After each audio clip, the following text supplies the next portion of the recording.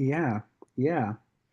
So I'm gonna drop a little introductory material into the chat, as is my wont, so we can talk about where are we in this discussion and what are we talking about.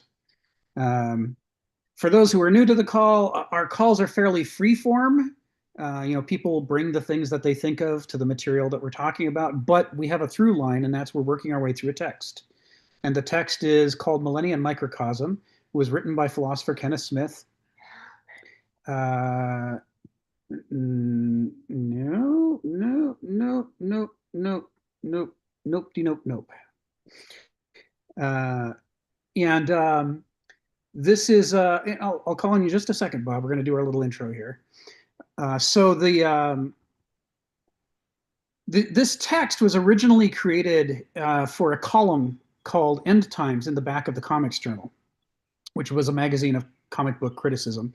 And Kenneth Smith had a deal with the publisher, who was a friend of his, so that he could publish for free in the back of this magazine and put advertisements for his business, like selling books.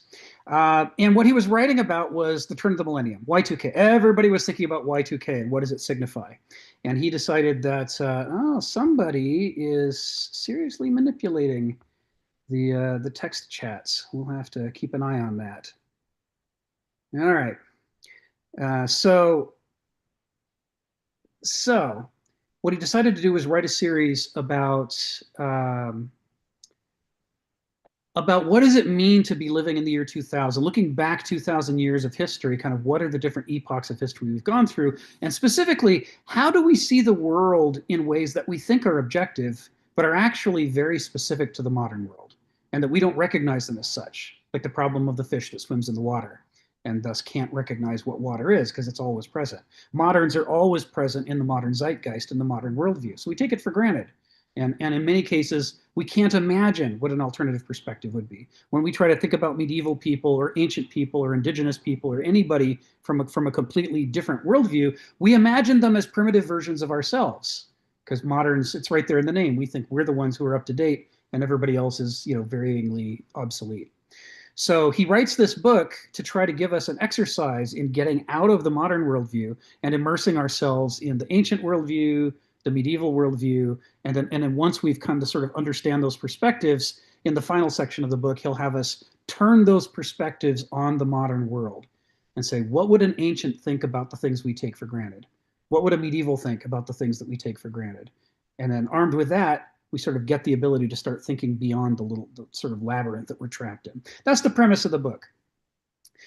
It's broken up into those three sections that correspond to those three epochs. We finished the first section, which was mostly chapter 4, a very, very dense chapter, last year. And then we started into the medieval section, which is going to be about 8 or 9 chapters in length. Chapter 5 was the first. We're now in chapter 6. So this is where we are in context. This is kind of what we're talking about. And as you might expect, after 144 weeks of doing this, we've built up a lot of vocabulary. We've built up a lot of references. Some common. We've talked about the Hegelian dialectical framework. We've talked about Aristotelian, Heraclitean, and other ancient Greek perspectives for looking at things. And what we're doing now, in chapter 5, we talked about half of the medieval dialectic. It was an introductory chapter for the medieval epoch. And it talked about what was the dogma that the central authorities were attempting to impose upon all of Europe. They were very concerned with heresy and stamping out heresy. They were very concerned with pagans and alternative religions, and they all had to be stamped out too. It was basically a project of religious genocide. And the premise was, if everybody worships the one right God, then we will be following the correct rules of behavior, and we'll be able to create peace on earth. But until then, we have to expand and expand and expand, like the Roman Empire did, and try to find every pocket of deviation from the one correct set of beliefs and eliminate them, either by converting them or killing them. That was sort of the stated premise of the authorities. And so we talked about that in chapter 5. And what are the paradoxes associated with that? What are the problems? In chapter 6, we're talking about the other half of the medieval dialectic. And the other half is that, well, the official dogma didn't match the teachings of Jesus very well. So there were constant, sometimes heretical, sometimes spiritual or monastic, hermetic movements that were just sprung up naturally over the, hi Geneva, welcome to the call, sprung up naturally over the course of the 1,000 years of the medieval epoch. Sort of monastic movement after monastic movement, visionary nuns, all kinds of stuff. The desert fathers, hermits who went and lived in caves and came out and wrote tracts about what they thought, Jesus meant. All of this stuff was going on, and it all deviated from that norm that the Central Orthodoxy was trying to establish. And so, on the one hand, you've got this sort of monomania for trying to create a single set of beliefs that everybody should hold. And on the other hand, in direct reaction to that, there is this just like 1,000 flowers blooming in the desert of every conceivable hue, exploring spirituality and different approaches to thinking about how people should live. And the medieval epoch has to be understood as this dialectic. It's this tug of war back and forth between where is the heart and soul of this religion that they want to spread. So this is where we are in chapter 6. Excuse me a moment. We're near the beginning. Kenneth Smith introduces it with William Blake, who's a modern, but who's kind of a throwback to that earlier spiritual movement. And he does a bunch of quotes from Blake, and now we're talking about the consequences. So why don't we drop some text in here? Last week we did the opening of paragraph 3. Let's jump into the middle here, like so. And the thing about this quote is that there's a little context that has to be added. So let's start with, says, a famous anecdote about Islam says that to the Muslim, all books other than the Quran either agree with the Quran and thus are superfluous, or else disagree with it and thus are heretical. So that quote, Kenneth's not trying to say that's what Islam is. He's trying to say this is one of those quotes that goes around.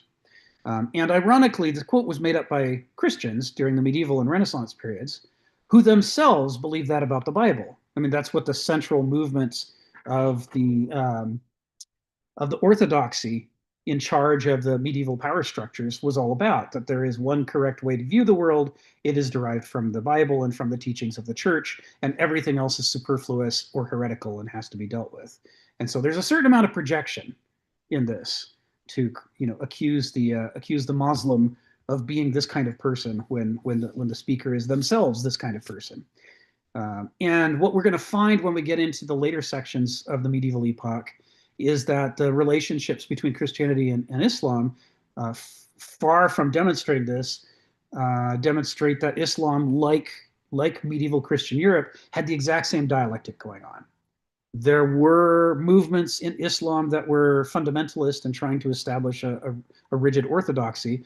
And at the exact same time, there were 1,000 flowers blooming in the desert. There were all kinds of spin-off movements, like the Sufis, who were trying to try to do interfaith exploration of what does it mean to be spiritual, and whose relationship with Christianity and other religions was not about extermination, but was about looking for creative ferment in the realm of exploring spirituality and how to be a good person.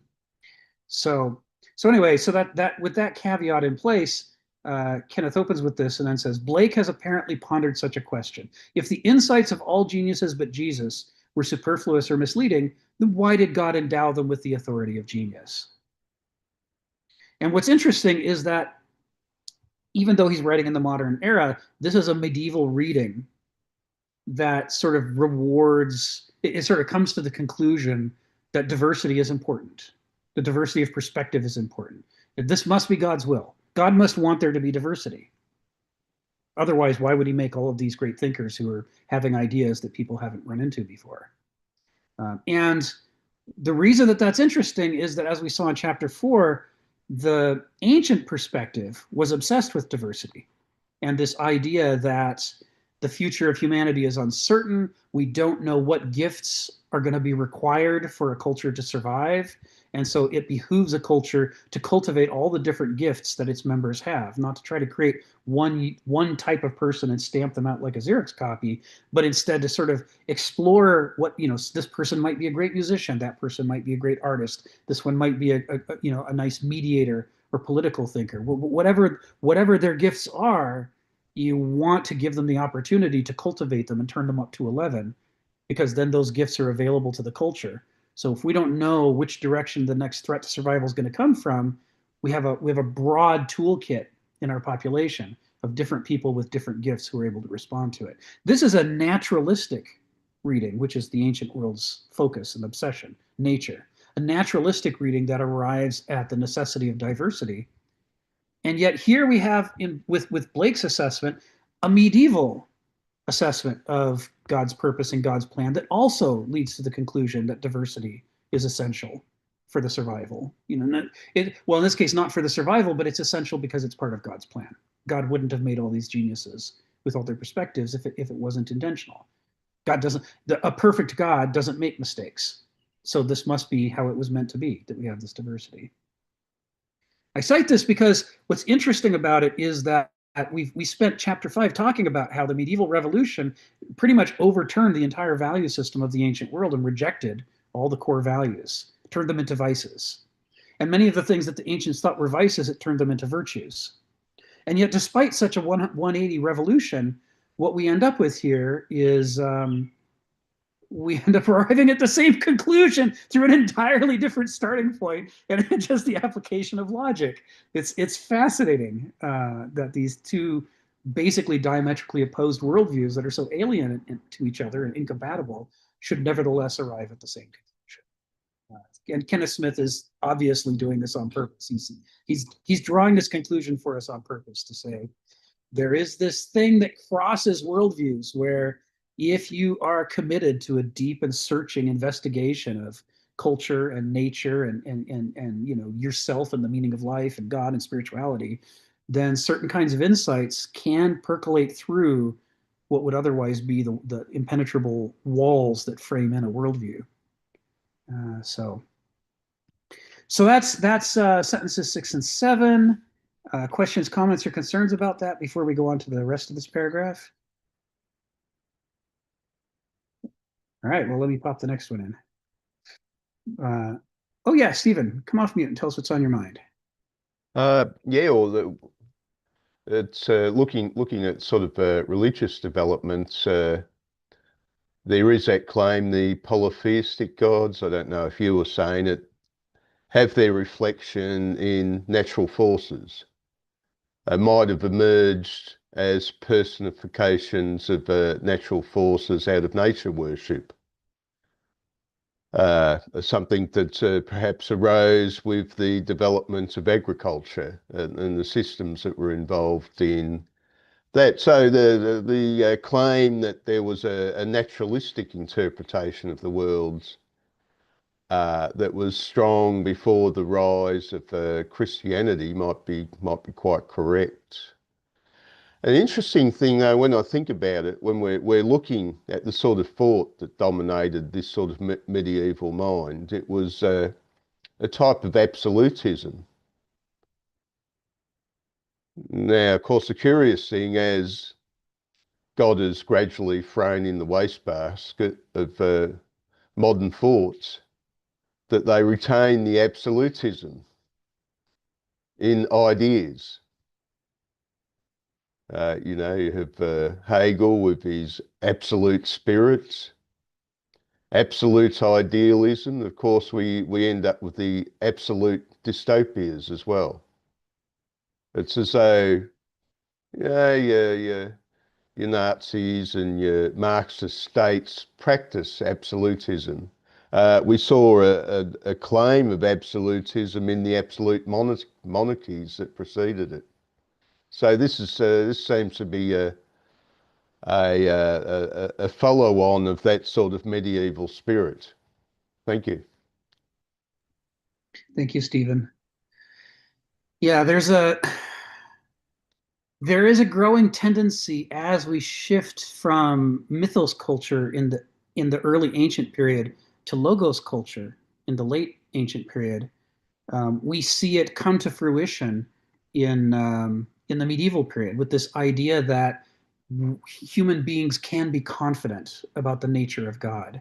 I'm going to follow up in a little bit with Diego's question from the comments. I haven't forgotten you. I'll come back to you in a moment. But for what Stephen's talking about, we see this. One of the things that Kenneth talked about in chapter 4 is this idea that there was this massive transition from the early ancient period to the late ancient period, from a mythos culture, which is really by myth, we don't mean the modern definition of an entertaining lie or a bad explanation for how things work. What we mean is a kind of storytelling that's used to impart wisdom through example and through irresistible stories, right? To make the lessons stick and memorable. They try to give you an example, and then they share it throughout the culture, so that whether you're a smart person or a dumb person, whether you're a wise person or a foolish person, everybody's heard the story about what happened to Oedipus. Nobody wants to be Oedipus. Everybody wants to avoid making the mistakes Oedipus made because they don't like how it came out. And so you get this kind of shared conception of, how to learn things. So, but they moved from that mythos culture that they began with into a logos culture in which they believed that we should dispense with tradition, we should dispense with subjective wisdom, and we should exclusively rely on intellectual decision making, systems of thought, systems of decision making. And we see that shift in Athens, from early Athens to late Athens. And it culminates in the Peloponnesian War and the downfall of Athens as a power. We see it continuing into the Roman period, which is so rationalized that religion has become sort of a set of rituals and rites and behaviors more than as a sort of a wellspring of perspective and knowledge and wisdom. And with it comes this idea that you can prescribe what God is and what God wants. And we talked in chapter 4 about the fact that the Greeks never fought a war over religion. They fought a war over plenty of other things. They love to fight wars, but they never said, your religion is different from ours, let's conquer you. That was just not a recipe at all. That didn't exist in mythos culture. And the reason it didn't exist is mythos culture, with its polytheistic background, lent itself to the idea that we're merely mortals. We don't fully comprehend the sacred. The sacred is incredibly important, but we also don't fully understand it. We have to be cautious in trying to using Stephen's term, trying to absolutize our understanding of God and God's plan and what God wants. And so therefore, we're going to tread carefully. Even the Romans, who were out to conquer as much as they could, when they would conquer Gaul, they would not only build temples to Jupiter, they would also build temples to the local deities, which is something you could never imagine the medieval church doing. Right? It is a very different attitude towards religion.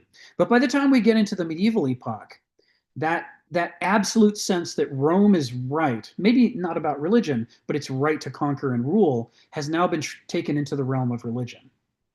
And so now the belief is that we can dictate terms to God, that we do know what God wants. And what God wants us to do is exterminate all other religions. And that level of hubris from an ancient Greek perspective would be, that's as high as it can go. That the finite mortal claims to understand the infinite sacred well enough that it's going to dictate terms to everybody else. That would have been considered absurd. They'd write a tragedy, or even not a tragedy, they might write a comedy about that, because it would be so ridiculous under the old perspective. But under the new perspective, not only is it not considered ridiculous, it's considered a virtue. And you're expected to have confident faith in God, and to be willing to martyr yourself for God, and to be a soldier for Christ, and to go out and kill as many pagans as you have to in order to spread the good faith. Charlemagne, Big Chuck, is how his name was translated to me in high school. But great Charles is not just great because he's a big guy. He's also great because the medieval church loves that he's exterminating the heathens. They love it. The spread of the church geographically across Europe makes Rome, it delights the early Roman church in the medieval period. The genocide is in, it's good. It is to be done. So one of the things that we talk about, when we're describing Kenneth Smith's model of history, which he takes from Hegel and Kierkegaard and Nietzsche and others, is this idea that there are these three sources of meaning that have been the case for the last 2,500, 3,000 years in Europe. And in the ancient world, it's that nature is the top. It's the boss. It's in charge. And the gods are beneath nature, as Stephen alluded to. They're representations of aspects of nature. And then man is at the bottom of this three-part. So we can't defy the gods and we can't defy nature. And the gods can't defy nature either. There are deeper, older principles that are more authoritative than the gods, such as the fates. And behind the fates, there's an even darker, older, more primitive, more powerful force, which is a nonke, necessity, who's sometimes personified and sometimes not. So they really have this idea that the gods are leashed to the laws of nature and that nature transcends them. We get to the medieval period, and the early church fathers are making no bones about the fact that they're unseating nature as the source of authority. The medieval God is not an immanental God who's reflecting nature. He's a transcendent God who created nature and is not bound by nature. He can make a miracle happen anytime he wants to. He's not restricted in any way. You see what look like miracles in the ancient Greek myths because that's our reading after 1,000 years of medieval theology. But to the ancients, what look like miracles that the gods are doing are not miracles at all. They're just reflecting the ancient conception that nature is full of transformations. They see the caterpillar become the butterfly. They see the oak come out of the acorn, and they say, nature loves to flow. It's constantly changing. It's constantly becoming. That's just what happens. Zeus turns into a swan or a bull. That's not a miracle. That's just nature doing what it does from their perspective. Right? They don't have genetic biology and things like that to try to assess these things with. So what happens in the medieval period is that they overthrow nature and drop it to the bottom of the list. It's a mere creation of the creator, and the creator transcends nature. So the source of meaning is now God, then man as his agent on earth who's got a gift of grace from God, and then finally at the bottom, nature, which man has been made custodian over. In the modern world, this happens through, as Nietzsche points out, these three sources of meaning are shifted in the same way. The top source, God, is now dethroned. And instead of it being that all politics and all economics and all art and everything should be oriented around God, God is turned into a weekend hobby. You go on Sundays, spend a few hours in church, and then you get back to your business, which is the market, which is busyness, right? It's productive capacity. You get together with other human beings in markets and assemblies, and human beings decide what is to be done, right? But they don't claim to speak for God anymore. And this is a reaction to the hypocrisy and corruption of the late church, to say you can't trust people to speak for God, so let's just take God out of the equation. And we'll just have people honestly say what their intents are, and we'll debate it, and we'll discuss it, and we'll use reason and logic to figure it out.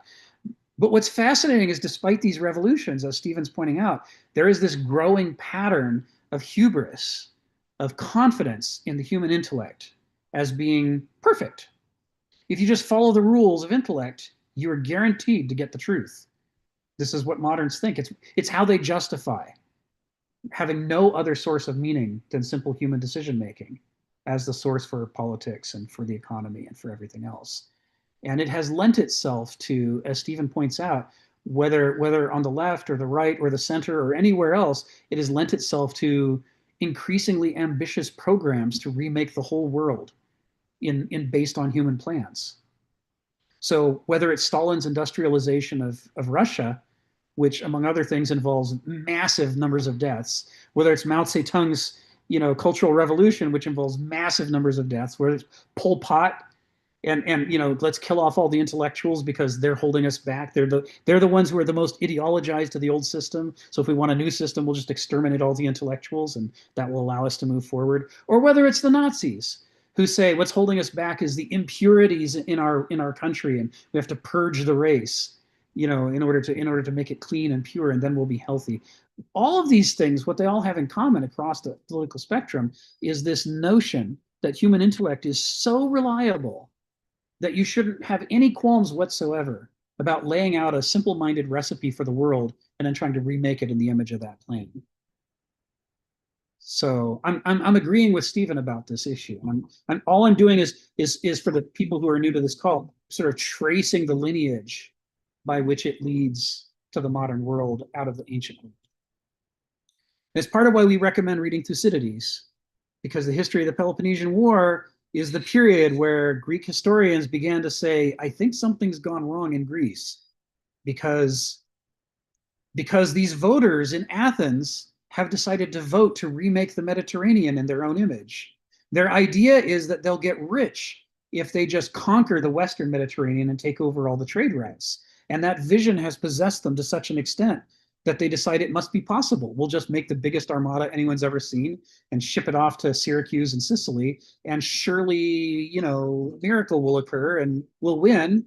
And that beautiful vision of ruling the entire Mediterranean in a trade empire will happen. And what never occurred to them is that they could be overreaching, that human plans like this are so fallible, that human reason is fallible. Just a few generations before, they knew that, right? They're writing tragedies about the dangers of over-reliance on human plans and human reason. And just a generation later, they're voting to, well, effectively what happens is they destroy Athens' supremacy among the Greeks.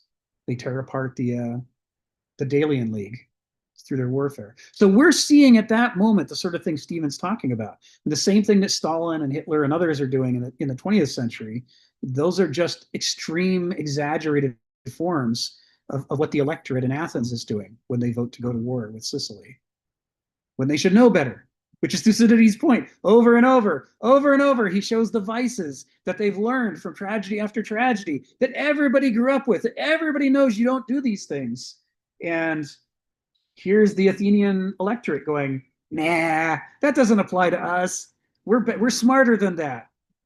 Just exactly the same way that Hitler looks at Eastern Europe and says, I know Napoleon failed to invade and conquer Russia, but I'm better than Napoleon. And I'm going to prove it by going into Eastern Europe and Russia and doing what he couldn't do. And that will demonstrate the superiority of my plan. It's the same way that the Athenians are looking at this history of tragedies and failure for 1,000 years of overreach. And they're going, surely that doesn't apply to us. Let's just go do this thing. We're going to win because we're that good and we're that smart.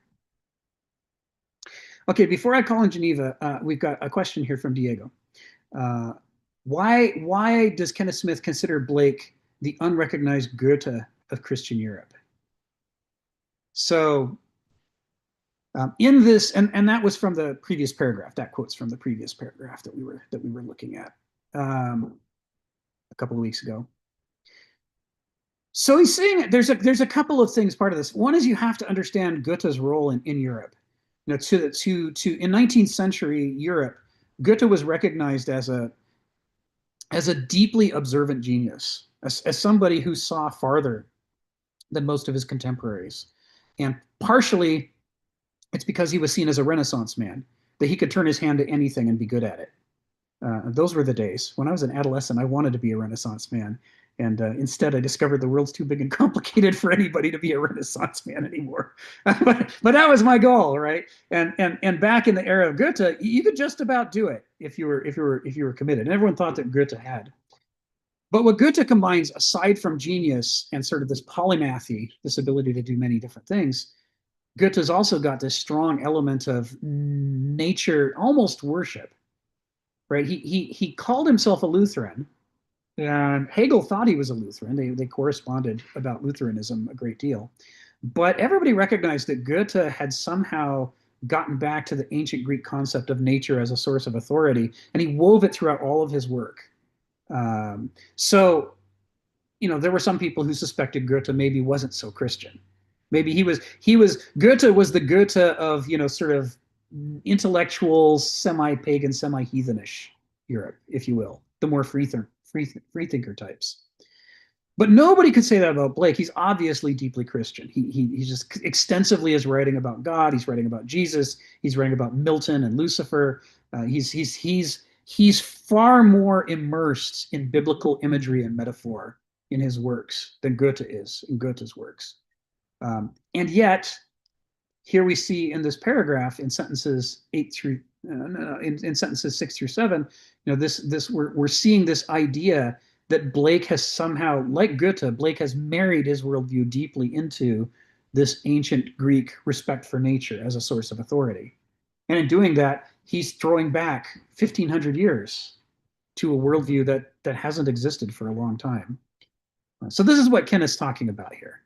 He's saying, all of Europe respected Goethe as an intellectual. Anybody who wanted to be an intellectual had to grapple with Goethe as a competitor or a peer. But largely, people didn't feel that way about William Blake. He wasn't known as widely. He didn't have as big an influence. So that's what he means by unrecognized. Does that make sense, Diego? That's sort of the context for that's sort of the context for that. Yes, yes. Thank you. My pleasure. I'll come back to your second question after I call in Geneva.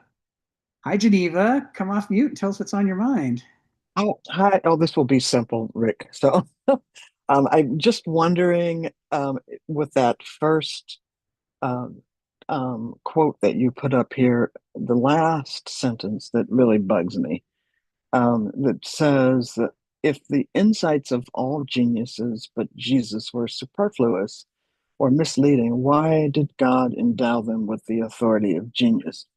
Well, what happens if a person doesn't believe that there's a God? So can you just substitute that noun um, with something else, or do you have to believe that God created all of this? And I mean, could you substitute nature maybe, or what were like the things that you mentioned, fates or necessity or something other than God? I guess it's the God thing that's Yes. bugging me. Yes. Because if you don't believe that there's such a thing as God, then the whole thing kind of falls apart, right? Yeah, Sure. So, yeah. so the answer lies in the fact that William Blake is involved in a conversation with intellectual 19th century Europe, and the specific at that point, hardly anybody would come out and say they were an atheist, and not a lot of people self-identified as atheists at that point. Even the people who didn't go to church very often and pretty much were practicing atheists would call themselves whatever religion was the religion of their nation. Catholic in France, or Anglican in England, or Lutheran in Germany, or so on. Even Goethe self-identified as a Lutheran. And hardly anyone looking at Goethe's teachings would go, "Are you sure you're a Lutheran? You sure seem like a pantheist or something like more like that." Mhm. But Goethe's like, "No, I'm a Lutheran, I swear." So the point here isn't that Blake is trying to summarize the sum total of the ways to conclude about the authority of genius. He specifically is doing it within a Christian and therefore sort of a post-medieval, semi-medieval context. He's saying that Mm. even by the medieval Europe's own frame of reference, it doesn't make sense that God would want a monoculture in which you sort of kill all the geniuses as heretics and enforce this same rigid set of beliefs on everyone. He says because God made those geniuses. You think God made a mistake? So if you believe that God made everything, then you have to acknowledge that God must want diversity. And I'm reminded of a Mm. famous quote from Darwin. I think it was Darwin. Someone correct me if I'm wrong about this quote, but someone once asked, what is the study of evolution taught you, Mr. Darwin? And Darwin's response is it's taught me that God has an inordinate fondness for beetles. And nobody expected that answer. They're expecting some deep and penetrating thing. But he's like, there are more species of beetles than just about everything else put together. It's just astonishing. And they're so different from each other. It's like, why are there so many different kinds of beetles? And, Darwin says, this is not the answer we would have expected. Nobody went into this study thinking, what we're going to do is we're going to prove why there's so many beetles. But it's rather, if God made everything, that God must really like beetles because there are so many weird ones. So it's this question of, can we let, what we see in nature change our understanding of ourselves, of nature, and of the sacred? So if there is a sacred, then which is what 19th century Europe mostly believes, then what Blake is saying is you have to let nature teach us things about that sacred. You can't just suppress Okay. everything Yeah. in nature that doesn't fit your ideology, because if God made everything, then he made all this diversity, and therefore diversity must be important to God. And in saying that, he's basically refuting 1,000 years of medieval orthodoxy, where it was all about genocide and stomping out diversity. He's basically Mm. saying 1,000 years of church authority was dead wrong. Even by its own logic, it was wrong. And it's crazy that they ever thought for a moment that it was their job to dictate terms to God and say, "Oh, you're not allowed to create all these diverse viewpoints," right? We know what you really meant, God. You should listen to us. He's saying there's hubris in the Yeah. medieval program. There's this crazy hubris that pretends that it's religious when actually it's just, hubristic intolerance for diversity. So so Right. so that's it. He's not saying that you have to believe in God in order to see that there's geniuses, but he's saying if you do believe in God, you have to stop burning heretics at the stake. It's crazy. It's crazy that you do that. It doesn't make Right. any Okay. sense. Yeah. So not believing in God doesn't necessarily make you an atheist, right? I mean, Not at all. yeah. Oh, okay. Yeah. Um, Yeah. I mean, consider oh, yeah. Buddhism. Hmm. Technically it's atheist, the original Buddhism, because Oh, there's not a deity, but it's still a okay. religion, right? Or Taoism, Oh, right? There's no God right. of the Tao. Right. Right. Okay.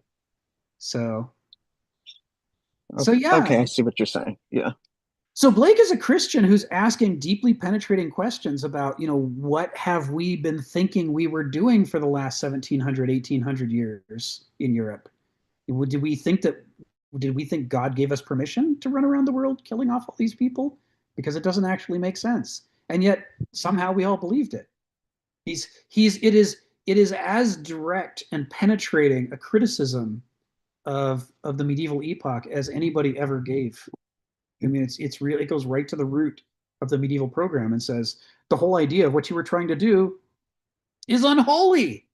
By your own terms, it's unholy. It's a sin what we've been doing. And so you have to ask yourself, how holy were we really? How committed to God were we if we thought we would just, fix things for God? We'll just correct those mistakes, when he made all those geniuses. We'll just erase them, and that'll make us pure and good the way that God intended. This is God's intentions? I don't think so.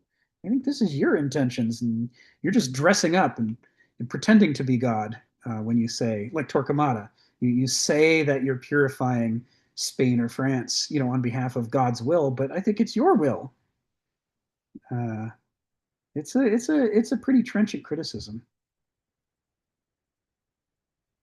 Ari, come off mute. Tell us what's on your mind. So I want to bring up something that's almost a very difficult, perhaps what I'd categorize as the terrifying places of the mind that require a little self-investigation. And it's not an answer. I don't have an answer, but it's definitely a good question. That in that framework, that quote unquote, let's hypothesize, again, pretend, I like the imaginary idea. There's a God and he created things. And it's almost like from the modern scientific point of view where we really can have some access to earlier versions of reality. There's a big bang, right? And there's essentially two elements to this. Or three elements. There's time, space, and energy. And from the singularity in time where everything is one, then you could move, 14 billion years later and you have all this diversity all over the universe. So you could say that God loves diversity. Fantastic, right? I'm with you in this. That beetles, tons of beetles from this singular, infinitely small time and space energy. Now we got lots of beetles, right? The other part of this that's really hard that gives me a interest, I want to take it to humanism, is that 900 out of all of the beetles or out of all the species that ever exist, 999 out of 1,000 of them, they're all extinct, right? God likes essentially death, or God likes, I don't necessarily put it in this negative way, but God likes at least making living things that are very temporary. And this is something that humans, we really don't get, that like, it's almost impossible the way we're framed, that we're a blink of an eye on the life of this planet. And it's very likely that we will be extinct. Who knows? But at least even if we live a million years, that's a tiny iota of all of the species that ever be. And to some degree, it validates at least what I see human beings are more or less animals in some ways with a very little self-control and self-knowledge of what we're really doing. That as we're doing all the things we're doing and creating genocide around the world and essentially bringing a sixth level extinction event where we're killing off like 20 species every day, something like this all over the world, that you could also make a weird argument that God made us to do this. He wanted us to sort of, I like to use the word, it's almost like he wanted us to fuck shit up. Whatever to create new things, I don't know, but it's really kind of sad because I don't like all of the life that it is that's disappearing because of human existence. But at the same time, from a cosmic point of view, if that's really accurate, if our knowledge of that is true, it's like this is the way the universe, at least the way life on Earth is, that species have a very short window of existence. They come and go, and it's like, he loves the bazillion of beetles, And they lasted for a long time. They're maybe one of the few species that really, they've been for a long time, or like sharks or other things, but maybe their time is up. I don't know. If we're doing the things, that all the beetles are going to be gone. So it's, in this case, it feels really sad, but it also feels really profound that, like, I don't know what's going on. The human understanding and the humanism of this is very limited. So we can at least see this whole idea of life and genocide, that to some degree, in certain ways, God picks times, or whatever, the universe, you don't use the word God, whatever, the force of life picks times for genocide to really run rampant, where like massive amount of species go away. And it's almost like maybe you could use the mythology. This is like a forest fire to allow the new seeds to grow because the old trees were blocking their light. And they just, but I don't have an answer. But it's really tough to see that like human beings are definitely in a place where now we're a part of the causal factor. We're a big cog in the machine. Like you're saying with the butterflies and the trees in Seattle last week, like they're going away, right? We're making it happen. The question is, really in a nice, more honest way, are we really in control of our behavior? Is it more our biological processes that are driving us to do these things? How much are we in control of what we think and do? I don't have answers to these things, but they're difficult questions that really put humans in a small place in the universe and really a small being where we don't have that much power, yet it feels like we have enough power to destroy everything around us and ourselves. So that's all I wanted just to bring up. Thank you, Ari. It's good stuff, right? And there's a couple of pieces to it that are particularly interesting to me. And one of them is you've talked before about how the rabbinical Jewish conception of God doesn't suffer from this absolutism that the medieval Christian conception is. The medieval Christian conception is that God is all-knowing, all-powerful, omnipresent, and all good, the four infinities.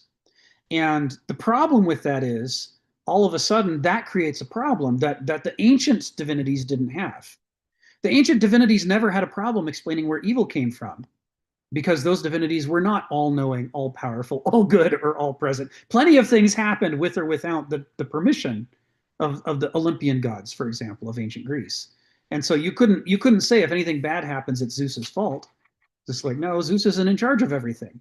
But as soon as you have a god who's in charge of everything and is supposed to be all good, you have the core problem of medieval Christianity, which is the problem of evil. And it has been discussed many, many times. If God is in charge of everything, then why was my child hit by a car and died?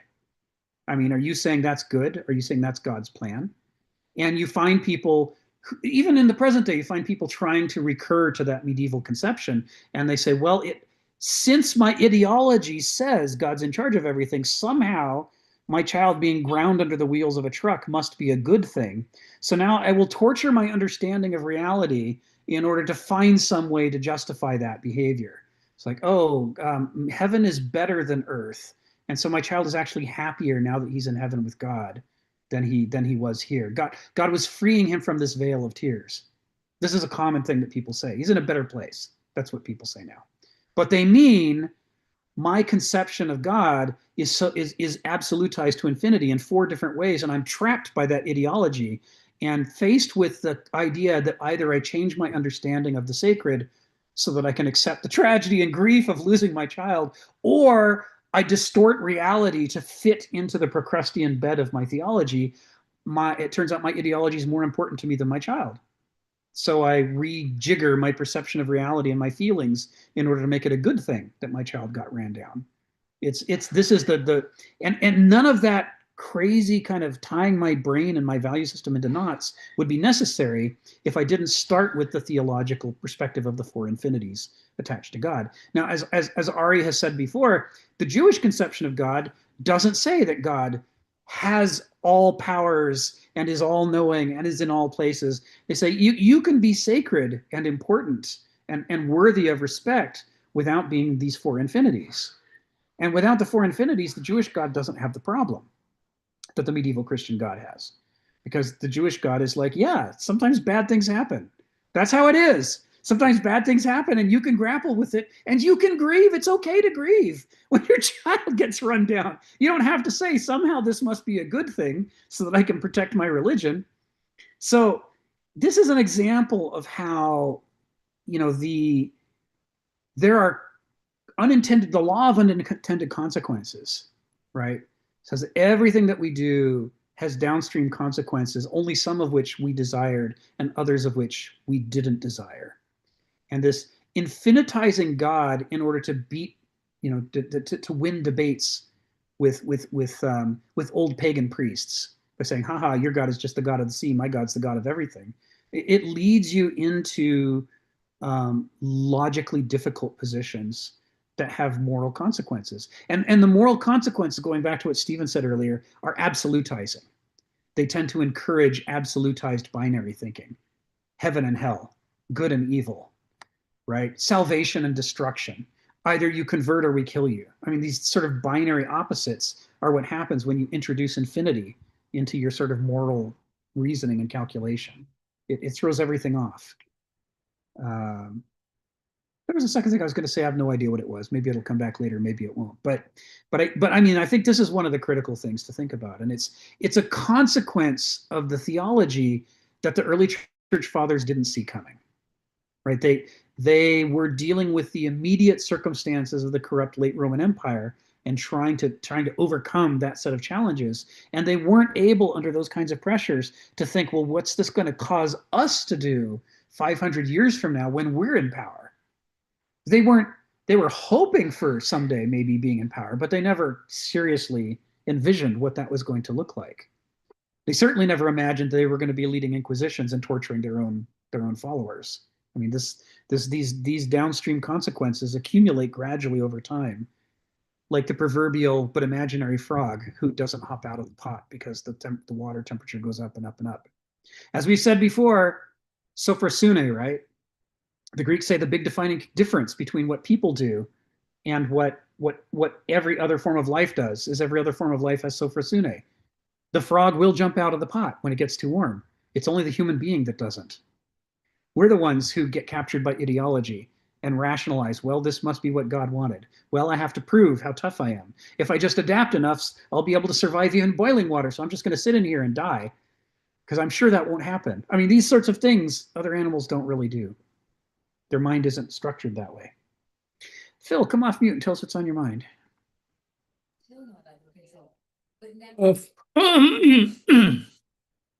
First of all, you have to excuse me because I'm not feeling very good. I might not be able to express myself as well as I could. Sorry to hear that, Phil. Well, recently, back a couple of days ago, I saw these two videos of these mathematical scientists trying to figure out what's going on with the double slit experiment, because the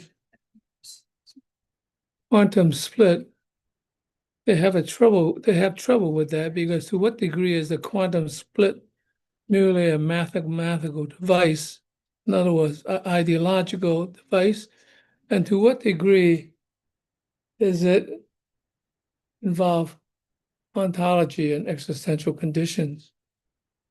And they're in a position to try to figure that out. And what they come to understand to the degree is that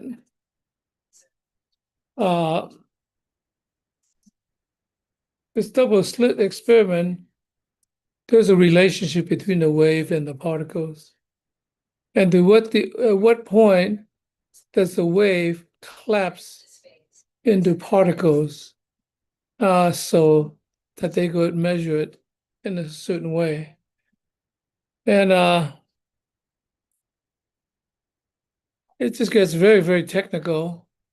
And because at a certain point, when they figure it out, there's going to be a situation in which there's a convergent collapse, but they can't figure out what that is. So at some point, I guess to enter the pure quantum state, everything is particle relationships rather than a wave theory. And so they're trying to figure that out. And it's not just through this mathematical theory related, but the Large Hadron Collider has really, emulated. They were able to create these particles that, in a sense, goes beyond the what is it, God particle, and so it's really, really advanced. And I'm kind of confused because on the one hand, it would be a real important for us to get a handle on what all that is, but on the other hand, I don't know if human beings can handle that degree of power to finally understand the quantum relationships, because we have never behaved well, even with the atomic bomb, and all that. So I just don't know whether we should be given the power to actually decipher the hand of God, so to speak. So I don't know enough about mathematics. I sent it to my niece, who's a mathematical scientist, and see what she has to say. Yeah, that's all I want to let you know. Thank you, Phil.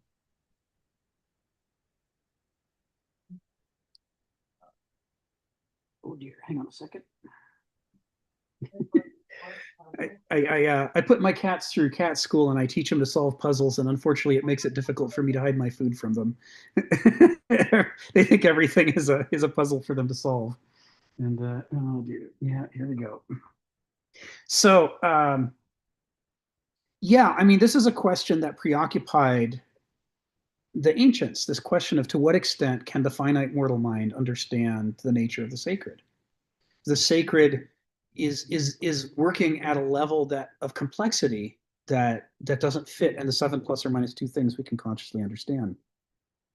And as a result, the natural thing for people, unfortunately, the natural thing for people to do when they're trying to describe what's sacred is to wildly oversimplify and misrepresent it, while not recognizing that that's what we're doing. And I think what you're talking about fits nicely into that, because I mean, even the double slit experiment, we're really just talking about a straightforward paradox in which sometimes light behaves like a wave and sometimes it behaves like a particle. And the two are seemingly incompatible. I mean, which is it, right? But yet somehow, sometimes it's one and sometimes the other. And if we can't if we can't master that, then what hope are we going to have with far more difficult problems? In light, when you were talking, it reminded me of what the second thing was I was going to say to respond to Ari in an answer to his questions. And so I'm going to go ahead and do that transition now before I call on Joe. So don't forget what you're going to say, Joe, because I'm interested. And it was this: Ari, you were asking about change and extinction, and is this God's will that human beings drive all these species to extinction? If God has an inordinate fondness for beetles, does he also have an inordinate fondness for death and extinction? And this is another example of a problem that has a very different answer if we're talking a rabbinical Jewish God versus a medieval Christian God. The medieval Christian God, having been infinitized, is now responsible for everything. Awesome. And being responsible for everything, it means that if species go extinct, then it's God's fault. God's responsible for it. But if we're looking at the rabbinical Jewish God, who's not infinite in every possible way, who has an actual meaningful relationship with human beings, then in that case, things going extinct isn't necessarily God's fault. It's not necessarily God's responsibility. It's not necessarily God's plan. Okay. And so the whole question falls apart. It's different. So an example of that, of the way that we misunderstand these things, is that up until I've mentioned this before, but for the people who are who are new to the call. Up until the 1970s, we believed in an incrementalist, gradualist model of mutation that led to evolution. And we said that evolution was an entire species adapting to new circumstances. The whole species would change and become the new variant species. And it did that because it was so adaptable. Now, what Stephen Jay Gould and his co-author were saying in the 70s is that model is incorrect and doesn't explain what we see in the fossil record. What we see in the fossil record is sudden jumps, just like the critics of evolution always said. And there don't appear to be missing links in between. Or at least if there were, they were in such small numbers that they rarely leave, a rich set of examples in the fossil record. And Stephen Jay Gould and his partner came up with an explanation for this. And they said, we have been wrong in the idea that the whole species moves from one set of characteristics to the next at a smooth, gradual pace throughout the course of history. We've been wrong about that. What happens is that every species doesn't just generate its normal types at the center of the bell curve that make up 80 to 90% of its population. Every species also generates weirdos that are like a halo around the center of the bell curve, strange variants that are misfits that are not thriving under the current conditions. Maybe one of them, is colorblind, and another one can't hear certain sounds, and another one can smell odors that the others can't, and is annoyed all the time by the odors that it smells. And there's all the kind of, imagine just a whole set of freaks and weirdos, and they're not thriving. But when conditions change catastrophically enough to cause the death of the center of the bell curve, which collapses away, you have this, what we now recognize as a healthy, diverse set of strange variants, among which there's good odds that one or more of them will thrive under the new conditions. They'll have whatever weird feature they had that didn't work under the old environmental conditions are now exactly the right feature for the new environmental conditions. And they're the ones that now reproduce successfully, and they become the center of the new bell curve. And thus, the species has shifted from what was its old center to a new center that's located on what used to be the periphery of what was normal for that species. So this is a different model from survival versus extinction, right? I mean, what's happening to this species isn't it was judged unfit and therefore it went extinct. What's happening to the species is as long as it maintains this diverse variability around the center of its bell curve, then its population can shift. What's the majority and what's the minority in ways that allow it to incrementally, change from one place to another.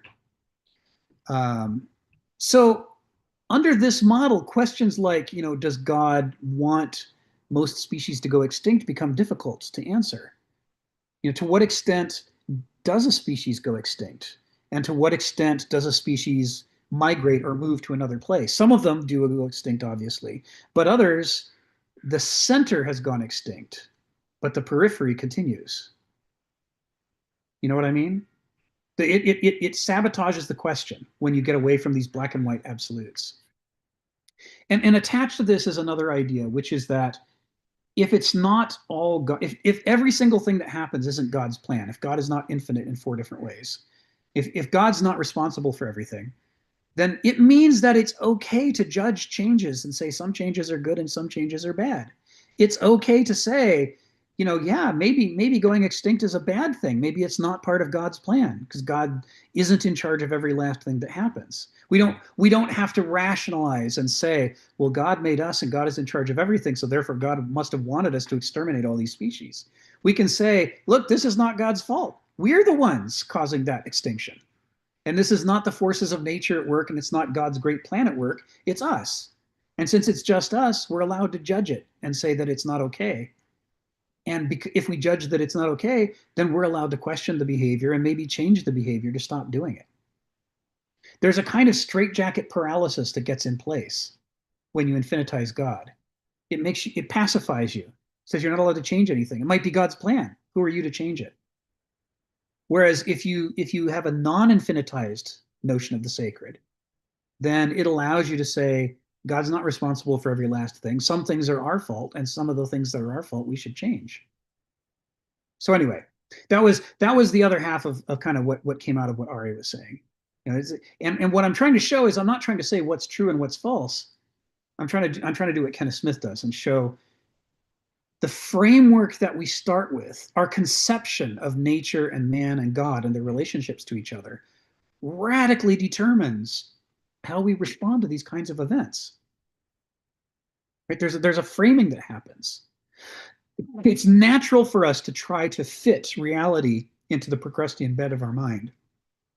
And that means it's really important that we question the shape of that Procrustean bed and understand the ways in which it distorts our perceptions of reality. Because if we don't, if we take an unquestioning attitude and say, my ideology is perfect, my theology is perfect, I understand exactly what God wants, and I won't have anybody question my conception of things, it can lead to absurdities and catastrophes. It can lead to atrocities very, very easily, as our history shows. Joe, come off mute and tell us what's on your mind. Yeah, I mean, I like the example that you actually just gave with the idea of a Procrustean bed, in particular in relation to this topic. When you're thinking about this in terms of if all other geniuses really don't count, then what happens is you have this one view, then you start actually making everything fit that one view.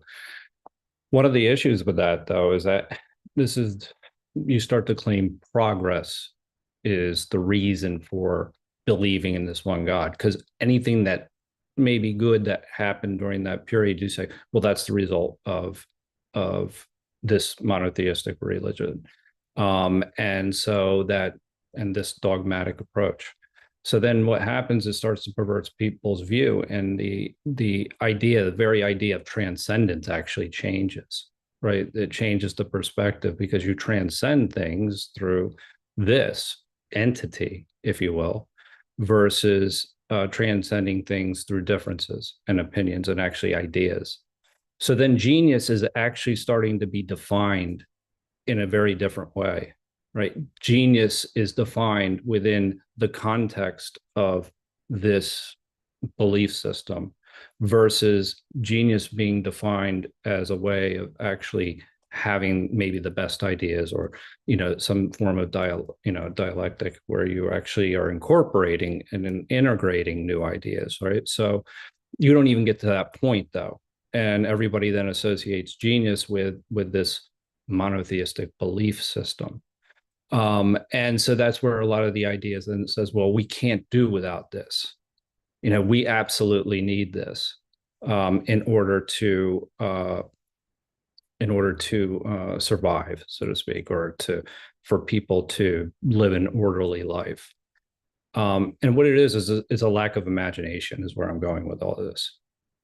Because the lack of imagination is that, well, let's just say religion gave us all these schooling and, all these schools and all these, ideas, and, look at all the great things. And, in certain cases, you can argue that, yeah, okay.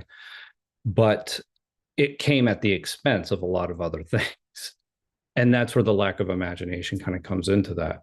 So then you start to ask, well, why do all these other cultures exist? And you stop asking, what can they actually offer? And it leads to a dominance. And the reason I don't think that we're meant to do that is because eventually that will actually end badly at some point. So if we're actually going to say that, well, maybe, no, that's just a dominant narrative at this time. That's not a good solution to any problems at all. So that's where I get away from the idea that maybe God intended us to kill one another and dominate one another, and this is the way nature works. I think that that's not necessarily a way. I think that's a lack of imagination. Yeah. I mean, you can see examples in nature, right? I mean, with the classic example is nature red in tooth and nail, right? Like famous intellectuals in Europe have said. Is nature about the survival of the fittest? It is about brute force and destruction, and there can only be one winner? Or is it more complicated than that? And on the other side of the spectrum, you see the opposite, where everyone says nature is peace and love and goodness and sweetness, and nothing bad ever happens in nature. And both of these attitudes still have a lot of currency today. And they're both ridiculous. They're both reducing a dialectic to a single point. So there's no tension at all.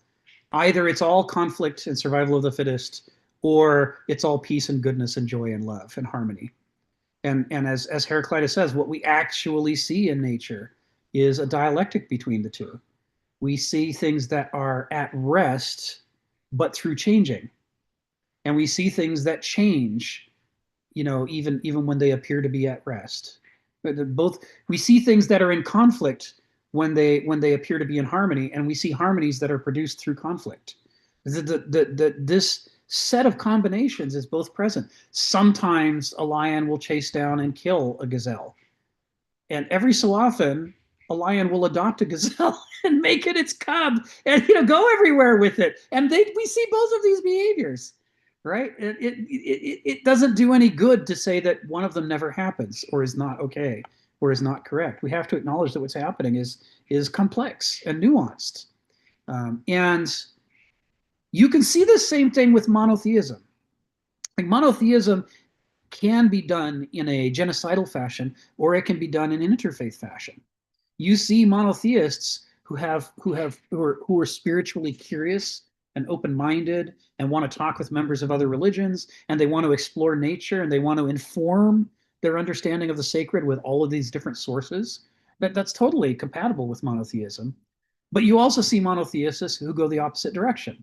There can only be one correct set of beliefs, and we're going to enforce them no matter what, and so on.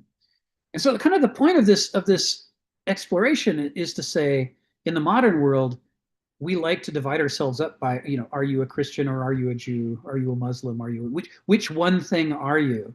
And then we think that tells us most of the important things about you.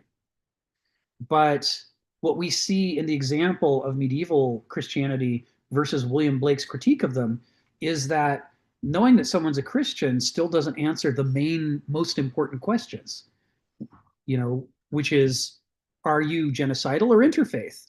Which, what's your approach to your own theology? Do you think it's perfect and unquestionable?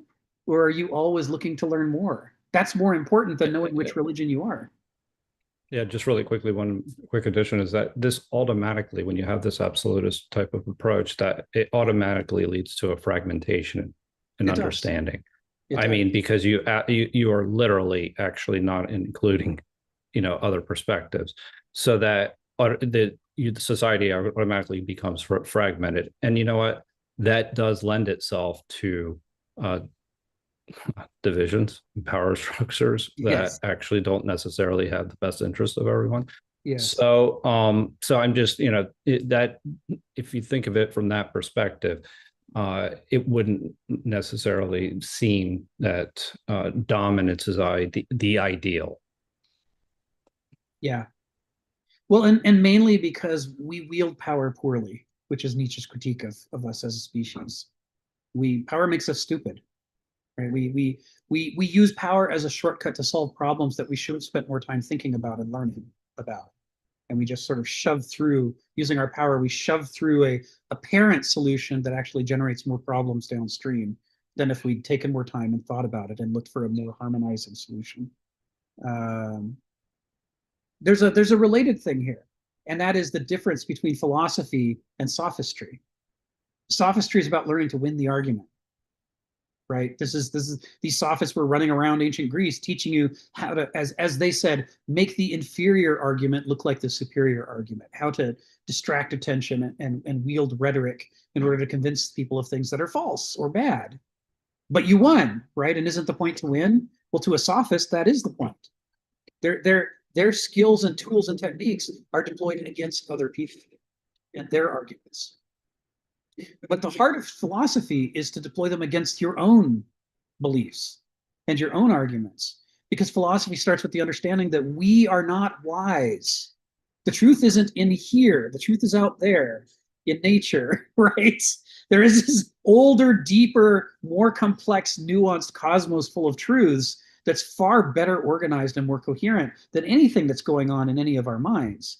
And so what we should be doing is looking to jettison the bullshit out of our minds, looking to free ourselves from things that tether us to falsehood. And the only way to do that is to turn the tools and techniques of philosophy against ourselves. As Kenneth quotes Kafka, he was permitted to attain the Archimedean standpoint, but only on the condition that he use it against himself. If you're not using it against yourself, if you're just using it to win arguments, it ain't philosophy, no matter what else it has to it. And so one could say this is true about religion as well.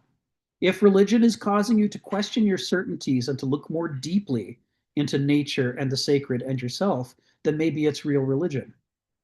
But if it's causing you to be sure of yourself and to go out and try to win against everybody else because they're not you and they must be wrong, then it's fake religion.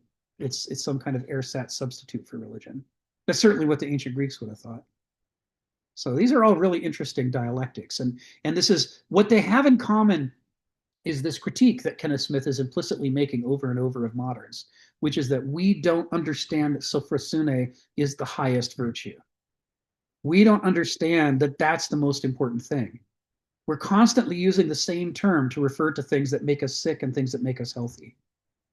Right? Culture. We call them all cultures. Even if only some of them make us healthy and others make us sick, we call the ones that are poisonous cultures. Because what? Because we think it's wrong to distinguish whether it reduces our odds of survival. We think there's something in the modern temperament that makes us not make the most critical distinctions. And instead, we build all our categories, which are compelling and interesting and really structure our conversations. We build all these categories in ways that obscure what's really important that's underneath it, that's hidden behind these lines that have been drawn across the boundaries. Ari, come off mute and tell us what's on your mind. Yeah, if it's okay, I was thinking you were representing the Jewish position, which accurately did. I wanted to give a little context or represent, as Phil would say, not represent, but represent some of these things with a story, a parable. And it's kind of the canonized, so it's not just a parable, it's in the actual, it's called a midrash. These are the stories that put as like the official story that goes along with the Bible. And one supposedly emerged in history around 800, 700 after the Common Era. But it's represented as if it's been eternal forever. So in this case, I'm showing I'm a little bit of a rebel, where I'm presenting this stuff as likely just epistemology, but oftentimes it's viewed as ontology. It's looked at, this is what really happened, and this has always been the way, quote unquote, the Torah has always been. But I kind of more personally believe that there's a more development, and this from history, it seems like this arose in something called the Gaonic period in the between 600 and 900 era. And it makes sense in a sense, actually, because it could perhaps, when God was infinitized, like you were saying, and maybe Judaism hadn't confronted this yet, this appears as its philanthropy or philanthropos to the idea of God being infinity. Like, how do you deal with that? That's got to be a question you got to deal with in Judaism. You ask this question, well, now I have to deal with it. So I think this is the parable that goes, and it's this idea that God is an all-encompassing being that is unified everywhere. But if that was the case, there'd be no room for any differences here. You couldn't have things, right? Everything would be just, again, like this ether of plasma, right? That's perfectly uniform everywhere, something like that. That doesn't make any sense. You can't have any structures without difference. So somehow God decides to self-efface or limit himself to, I almost imagine like a mother like making a womb so that they can grow a baby. And that womb has to have no God in it. There's no God there. There's like an emptiness.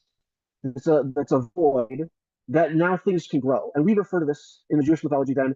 It's like God made the structure of our universe so that there could be essentially forms of freedom, and that human beings were made in a way where we could actually use this freedom. There is a nature, there's a freedom, element of freedom in the universe, which we might call consciousness or free will or whatever. It allows us to make decisions and yada, yada, yada. But so it comes from this. But first of all, this is how you limit God from an all-powerful being. It's like he chose to be limited. He's so powerful, he made a rock he couldn't lift. I guess it's like that. And he's not allowed, he literally can't, it's like a weird paradox too. He's like, oh, couldn't he just make it again that I could just lift the rock? Somehow the rules in Judaism are like, if you do that, then the rock disappears. It's not you're lifting the rock. It just doesn't exist anymore. But then the narrative goes like this, that when God was first making man, that the angels, it's also weird, God consults the angels like a committee here, which is interesting, and speaks to the angels like, what do you think when I make this creation called man? And the angels like, look at what man's going to do. Like, God, this is a bad idea. They're just gonna rebel and make chaos out of your cosmos.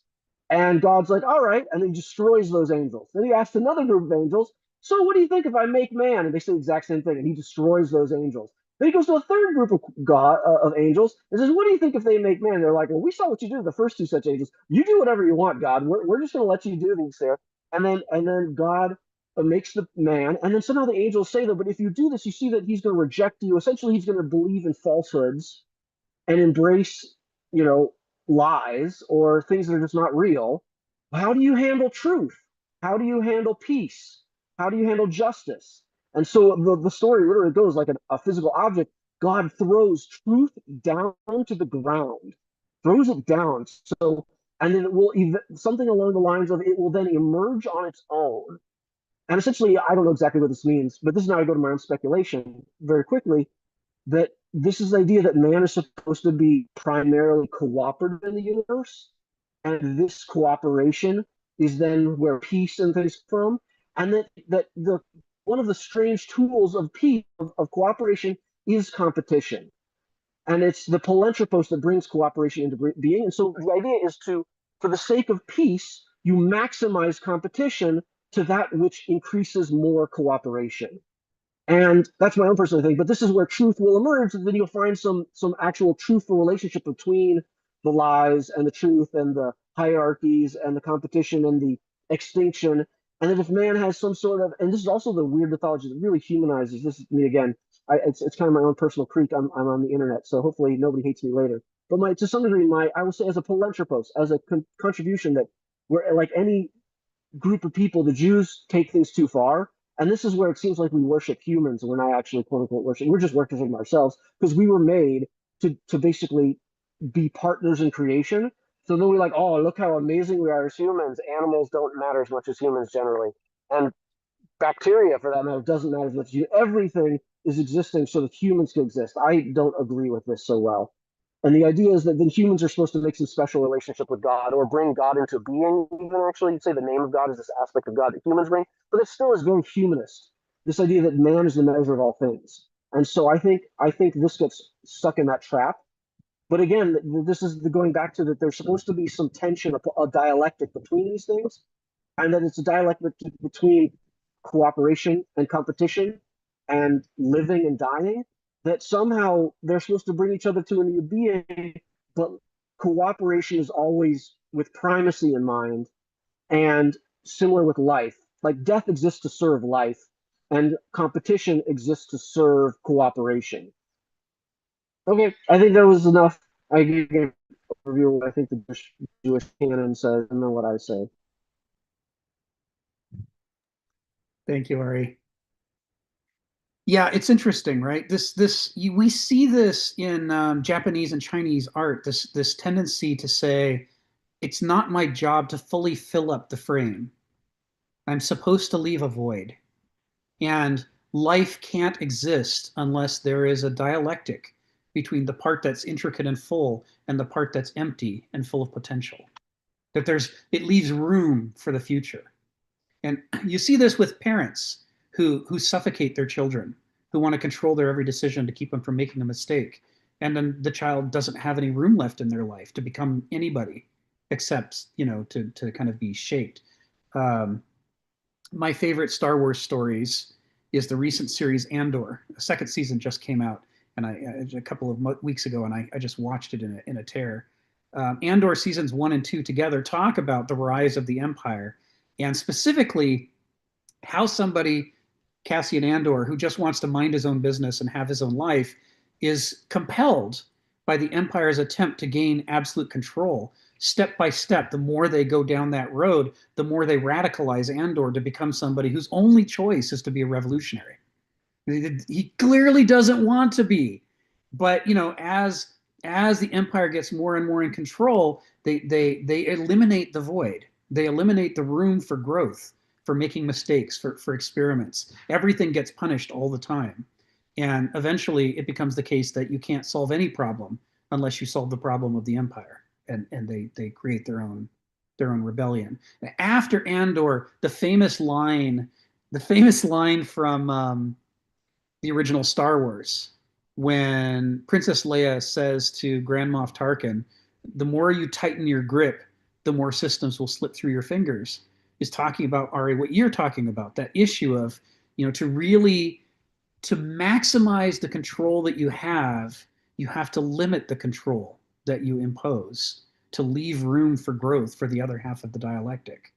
If one side tyrannizes order and says, "I'm going to be the only source of order, and I'm going to order everything and not give it any room for mistakes," the result is that things turn and fight you, and eventually you lose. I can't give away any spoilers. I like the structure of it too much, but there is a sequence late in second season Andor where one of the people who was the architects of the Empire is going, "Man, this thing just keeps spreading. The rebellion just, no matter what we do, it just keeps spreading." And it's like he's halfway there. It's like, it is what you did that made it spread. It's that he can't get from the one concept to the second concept because he has logos culture in his head. And the idea that perfect control of the will over things could cause its own downfall is inconceivable to the dedicated noetic hyper-rationalist personality.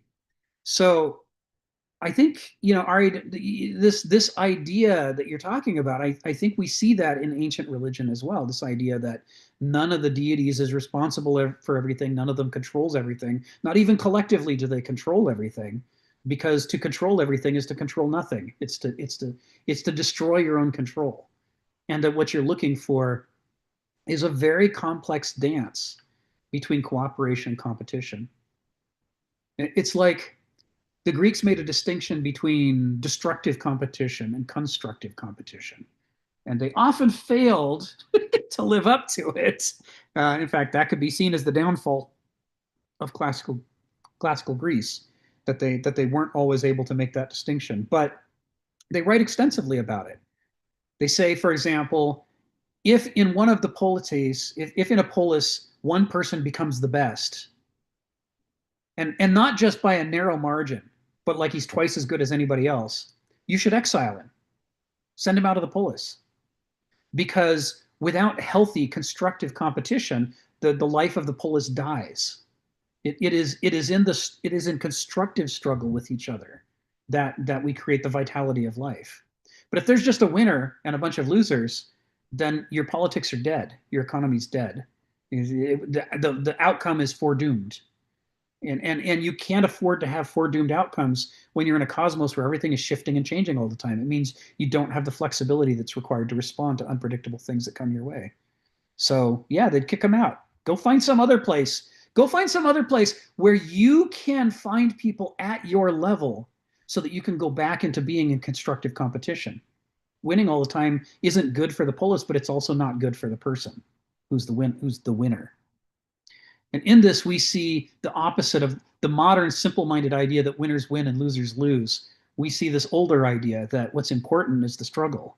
And if you win all the time, you're not struggling anymore, and therefore you're losing, right? Because you're not growing. So this dialectic between control and release, between will and pathos. Some things happen through our praxis, but other things happen through, we just have to suffer them. We have to let them. Oh, Joe summed it up, right? Agency and contingency. There needs to be both. There has to be room for both of them. It can't be over-controlled. It can't all be agency, or else we wreck everything. Phil, come off mute and tell us what's on your mind. Yeah, I sort of like what Ari said. Oh, actually, what he said is this dialectic that really leads to the Copernican turn. My thought is there seems to be something special about human beings because we've been given the space to have this, understand the relationship in the dialectic of theory or forms and the existential conditions And what these scientists seem to be struggling with this situation because they sort of point out that when Newton had his forces in operation, it didn't really totally satisfy the particle relationship of light. But nonetheless, he went ahead and human beings have this special ability through his imagination and what is it? Imagination and intuition to step beyond the bounds. And they also mentioned Gauss, that the mathematics did not provide what the arc of the dialectic was, but he was able to go beyond that and imagine. So so part of this imagination and intuition leads to what's called creativity. And I think that's an important part. And I think this creativity allows you to extend beyond the limits of possibility. And I think that's why I actually kind of like Kant, because Kant creates a structure in which the mind produces its own transcendental forms, but he leaves room for, I should say, the divine transcendence, which is outside the human mind.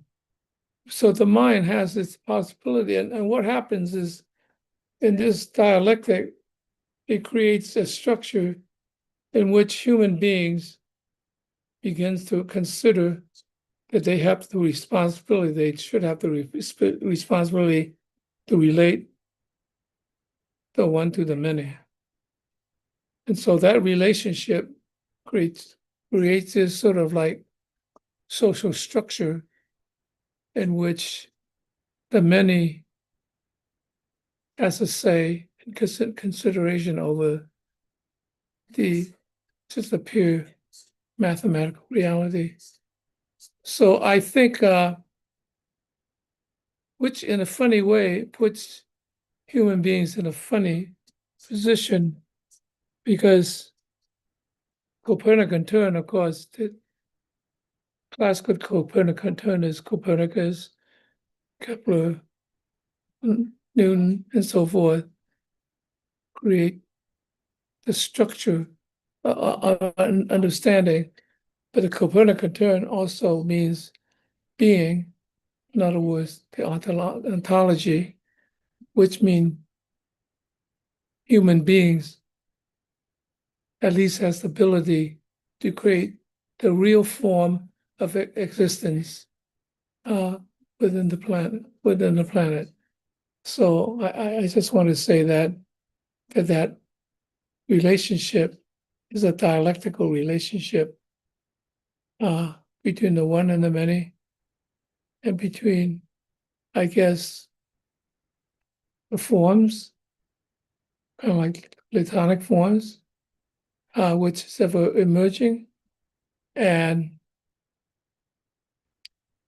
the relationship of that between the creativity, which really does relate to the negative space in Chinese art. So that's what I want to say at this point. Thank you. Thank you, Phil.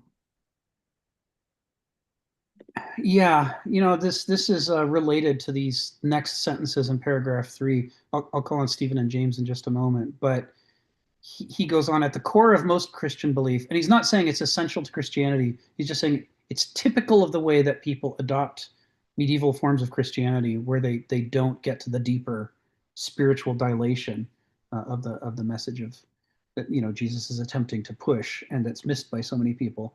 He says at the core of most Christian, and also he's echoing Kierkegaard here in Kierkegaard's attack on Christendom, saying how come in Denmark so many people who call themselves Christians instead behave this way, which Jesus would never have endorsed.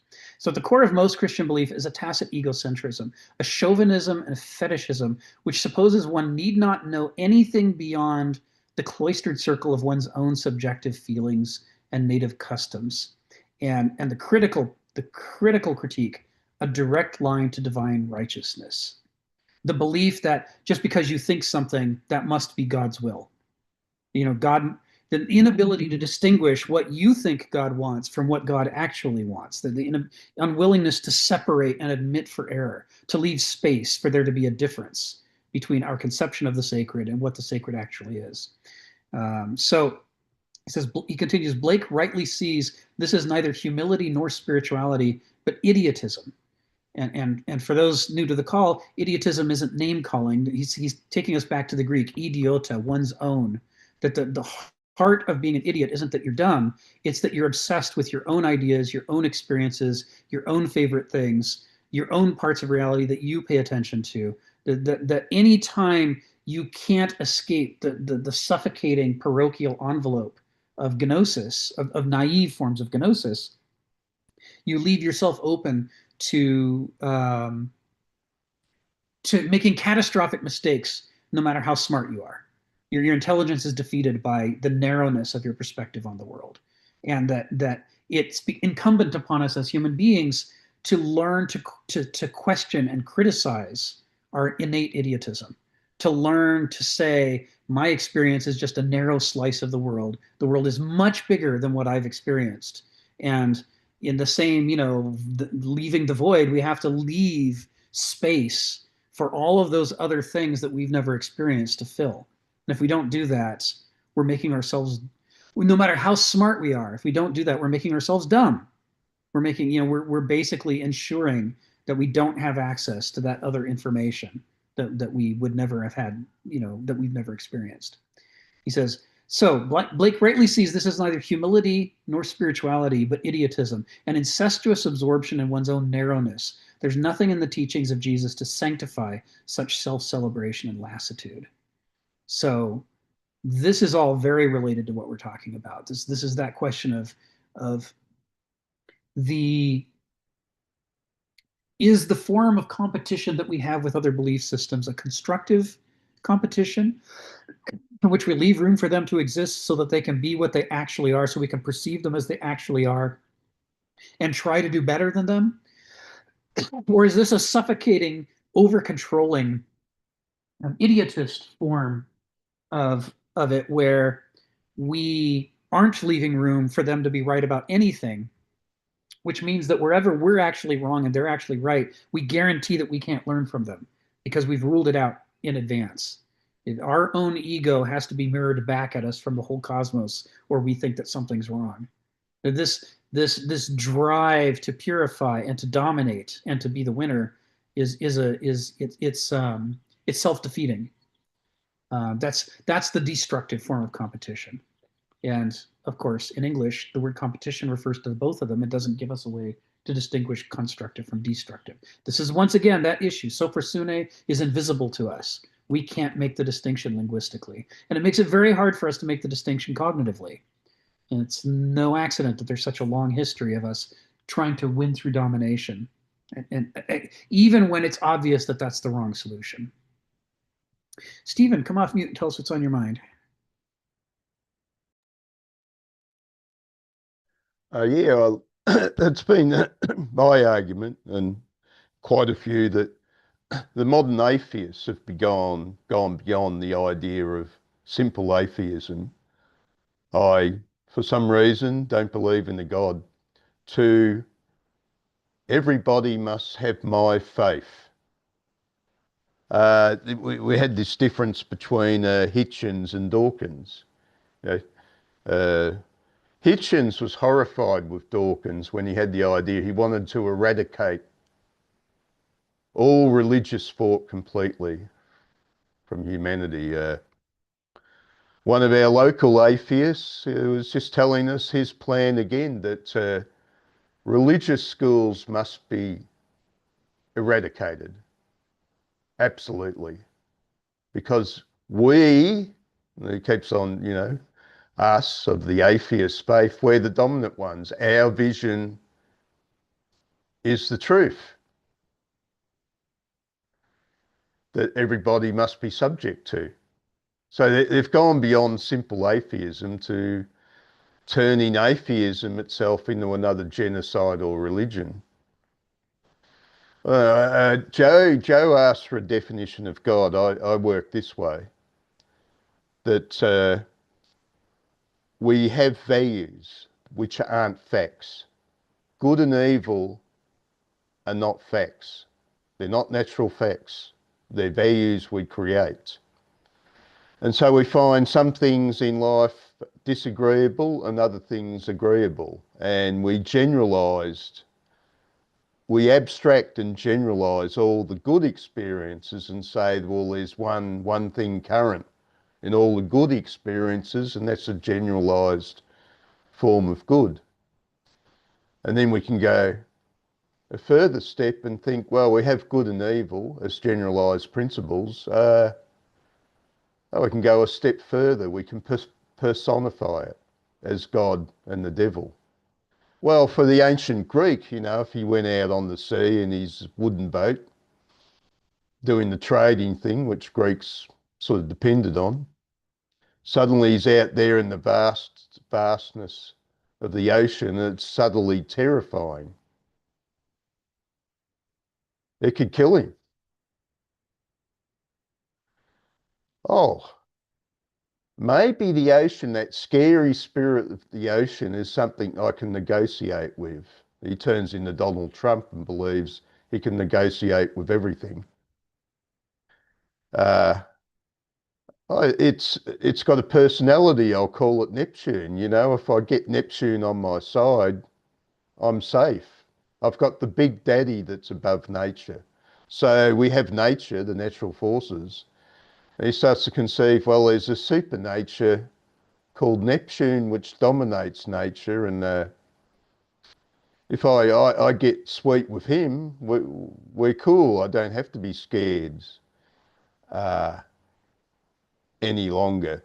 Because the thing with modern thought is the dominance of egoism. You know, Hume came up with his ideas,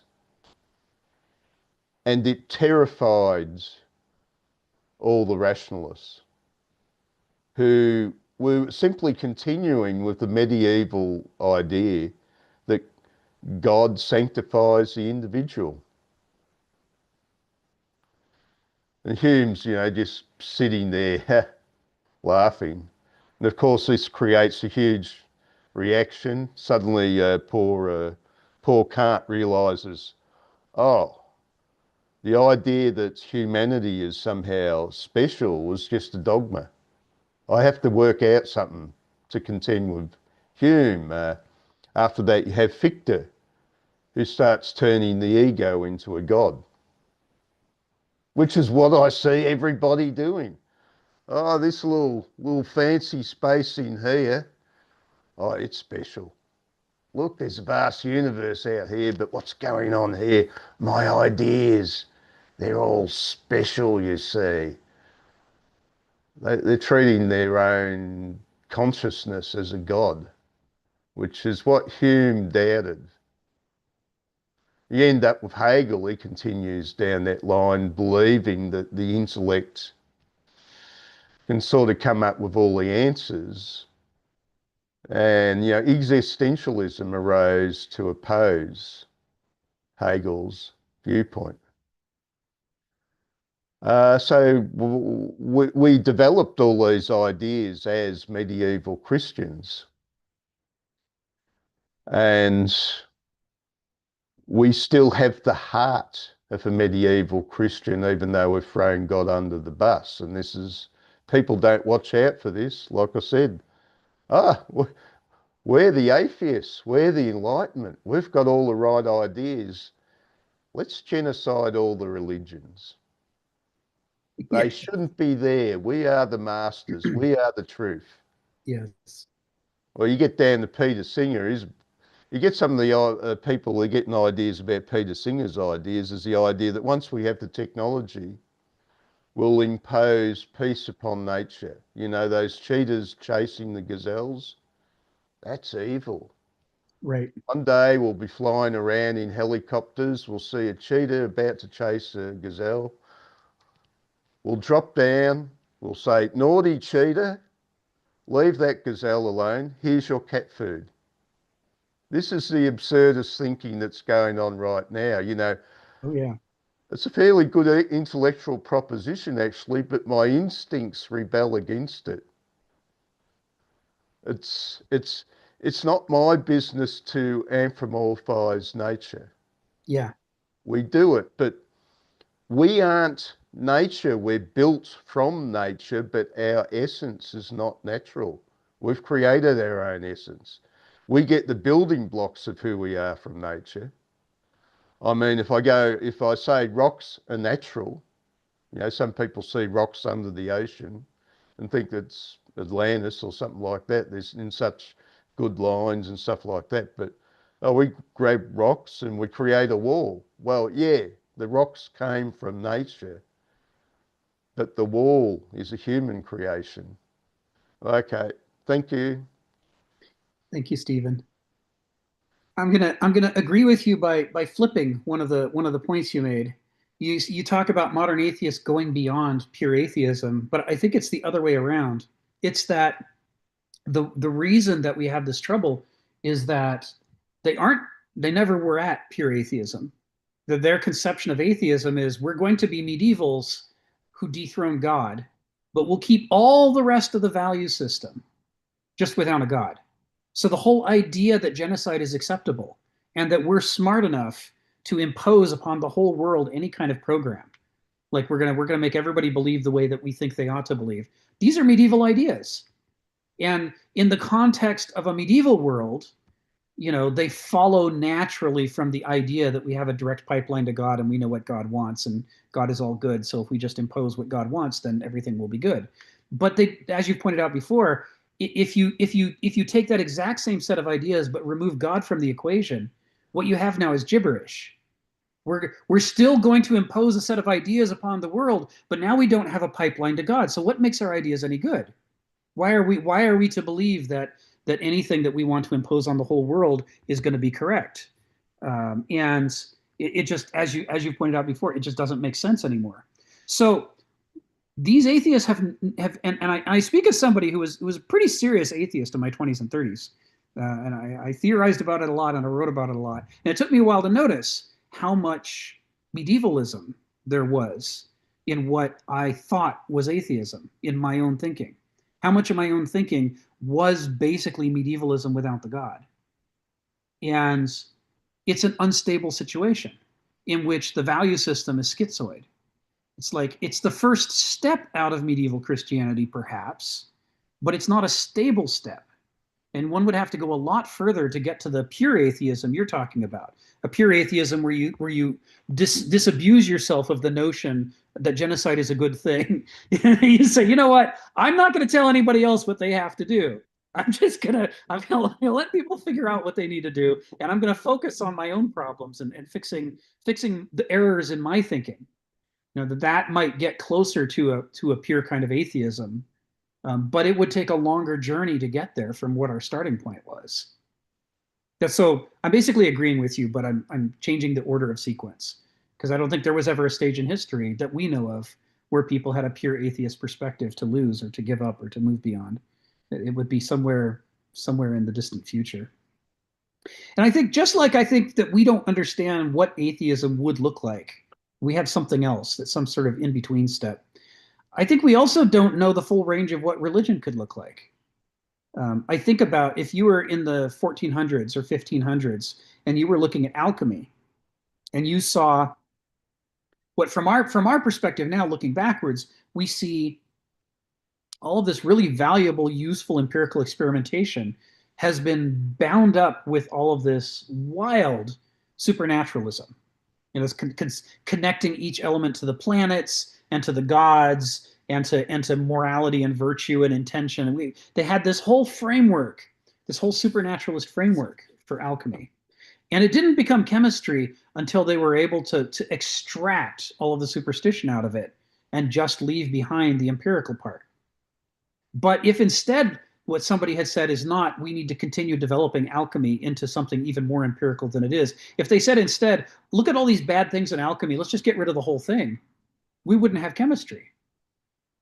And so I wonder to what extent when people have programs to exterminate all religion, they say religion is just unsalvageable, it's bad, it can't be fixed, let's just get rid of it. I wonder to what extent they're in that same position where they don't actually know what the possibilities for religion are because we've never experienced them, but they're sort of jumping to the conclusion that they know what's at the end of the book in the whodunit. They already know how it's going to come out and that there's nothing to be salvaged there. I talk about this with my dad sometimes. He's an atheist, and part of what I see is that the reason one decides that religion is unsalvageable is because one has already accepted the medieval premise.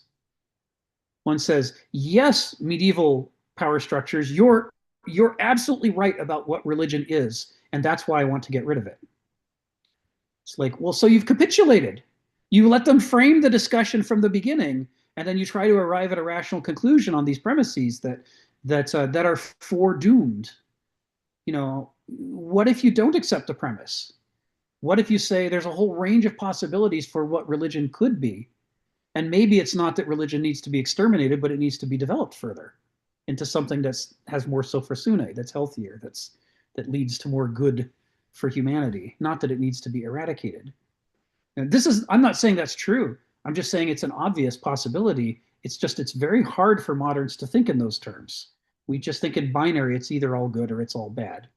Either it has to be exterminated or we have to cling to it and rationalize it. I think all of this just plays right into what you were saying, Stephen. I mean, there is a strong element of kind of disconnect from reality that's built into the way that we approach rationalism and atheism in the modern world. And we don't recognize it, that we're doing it. Somehow it's invisible to us. Even while we're doing it, we don't notice ourselves engaging in this. So we've become medievals with guns. Yes, medievals with guns and without the leash of God. It's like, let's keep the entire medieval framework, but chuck out the thing that was keeping us from really going bonkers on each other. This is we come down to Nietzsche's problem as he saw the arrogance in the early atheists. They were making this mistake. Values aren't facts. We have facts. We call, do science, physics. We establish certain things are facts. Yeah. And generally people will come to the same conclusion. But when it comes to values, well, it's like burial rites. The Greeks say you got to bury them in the ground. Another tribe says, no, let the avians eat the bodies. Another tribe says burn them. Another tribe says eat them. Which is the correct value? And I think this is Nietzsche's point, that what we call values no longer have God there to keep them alive. Right. Or if a man comes along with a value, I'll go, well, you're just a man with a value, so am I. What makes your value better than mine? Yes.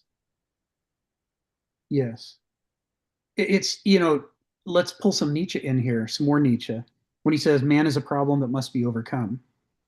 Right. And so part of what we're talking about is how what Nietzsche's talking about when it comes to values is how to someone with a Banausic or a dualic perspective on life, where they either cling entirely to naive gnosis or entirely to naive noesis, they've created a mental flatland in which values actually can't be represented. Values are like the third dimension, the sphere that passes through the plane and appears to come out of nowhere and grow and then shrink and then vanish for no reason at all. It can't be represented as what it actually is within that flatland. that a doulos has things that they might call values, but they're not values. And a benausos might have things that they call values, but those aren't values either. Neither of them can understand what a value is. And so for them, distinguishing between should I welcome this guy or eat him, it comes down to parochial preferences and feelings on the one hand, or ideologies and logic on the other, neither of which is a reliable, way to make these decisions, because both of them exclude the deeper understanding. So this is the problem that has to be overcome. The cheetah knows what to do with the gazelle or with the other cheetahs or with the lions. It's baked into its evolution over millions of years. But we don't know what to do with each other. We have this problem that they don't have. And there are solutions to it, but they require thinking at a different level. Well, now I'm paraphrasing Einstein. They require thinking at a different level than the level at which we created these problems, the flatland level at which we created these problems.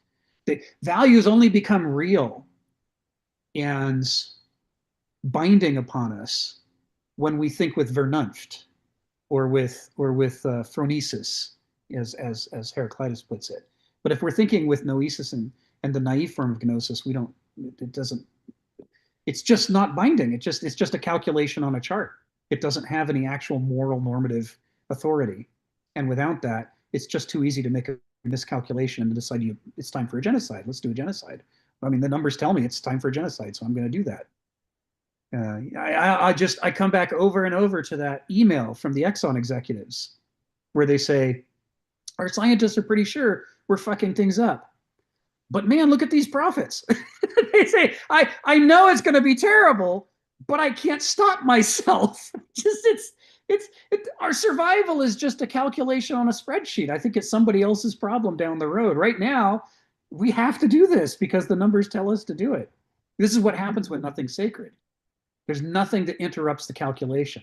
Nothing has moral force enough. To the Benausic mind, nothing operates on a different dimension than the spreadsheet to override the spreadsheet. Everything's been reduced to just a value in a cell somewhere. And at that level of flatness, nothing has any real authority. Nietzsche's good points about Christianity. It gave every person some small degree of dignity. Right. Whereas when man becomes God, right, he'll erase other people as zeros. Right. Right.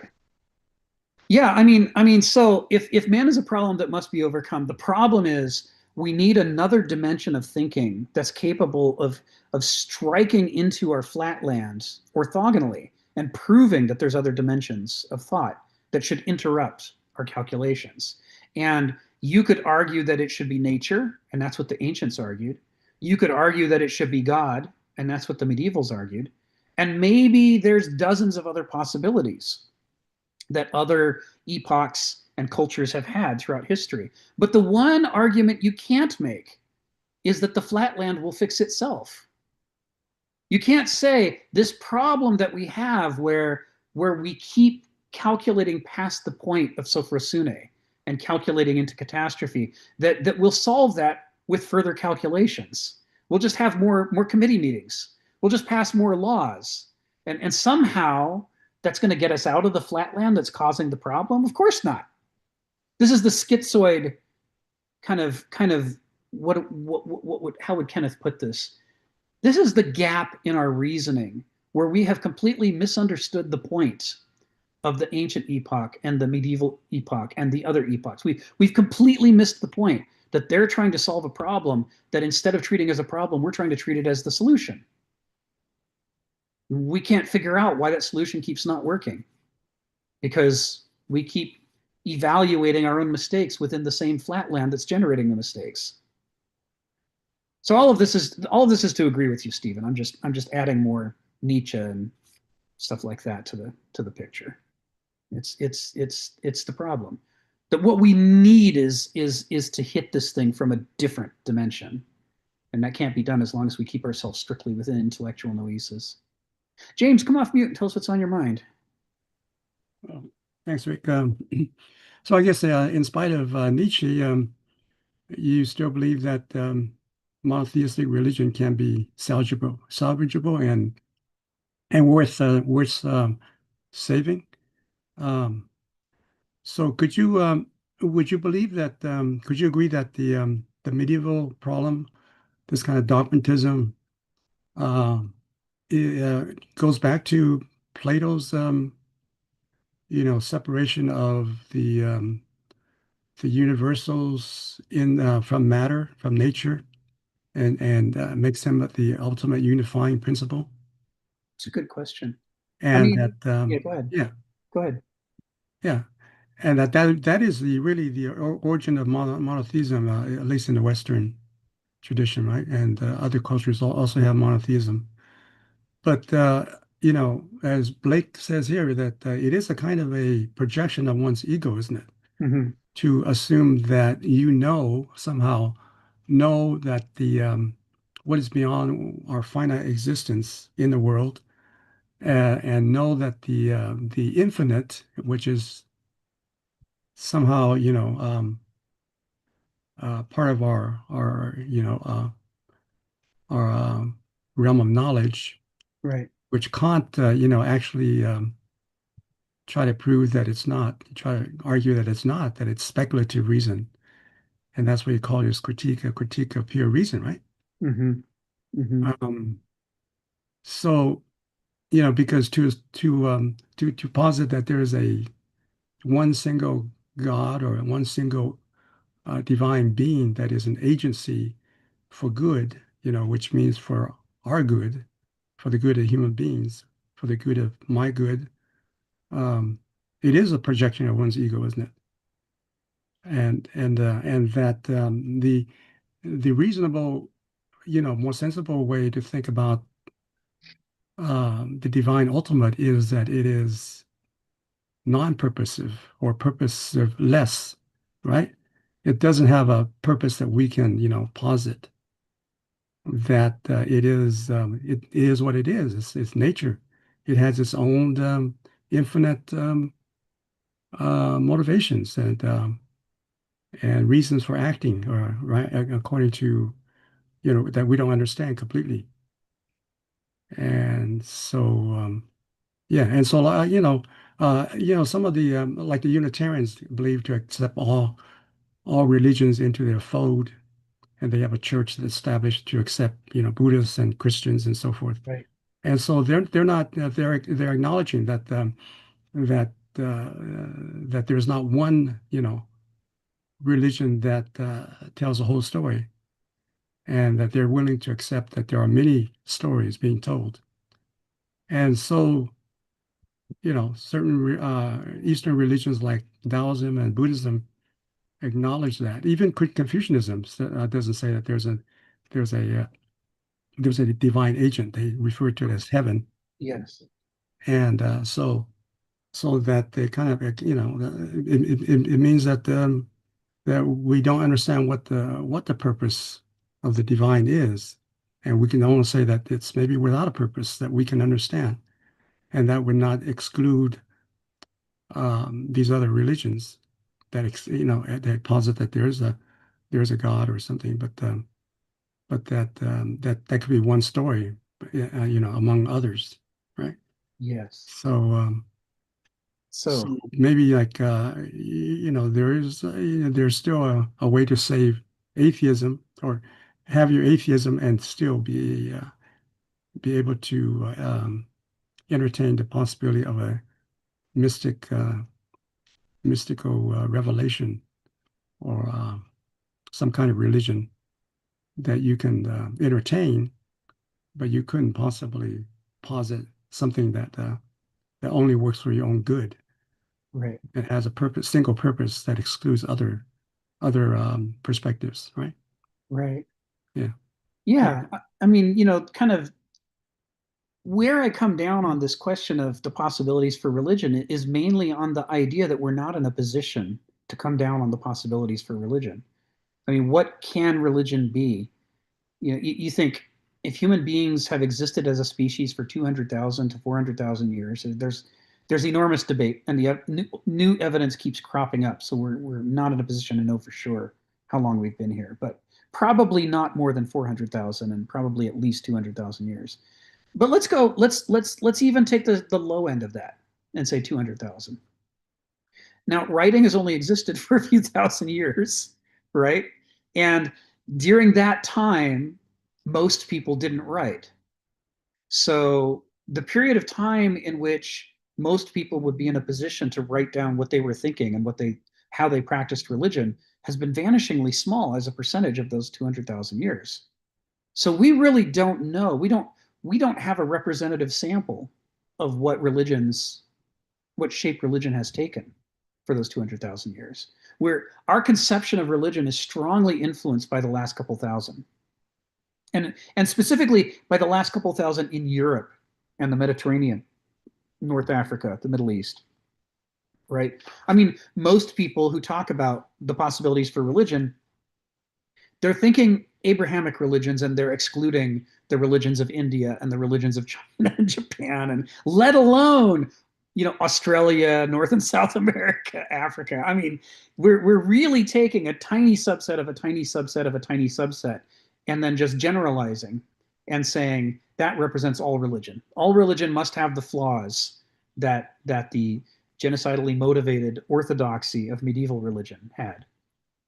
But part of the point that Kenneth Smith is making in chapter 6 is even the medieval Christian religion can't be summed up by that genocidal religious orthodoxy, because you've got this counter movement of 1,000 spiritual flowers blooming in all these monasteries and all of these people sitting on pillars in the desert or living in caves or small rooms, who are have all these different approaches to religion than the one that we think is the medieval approach to religion. And they're equally medieval.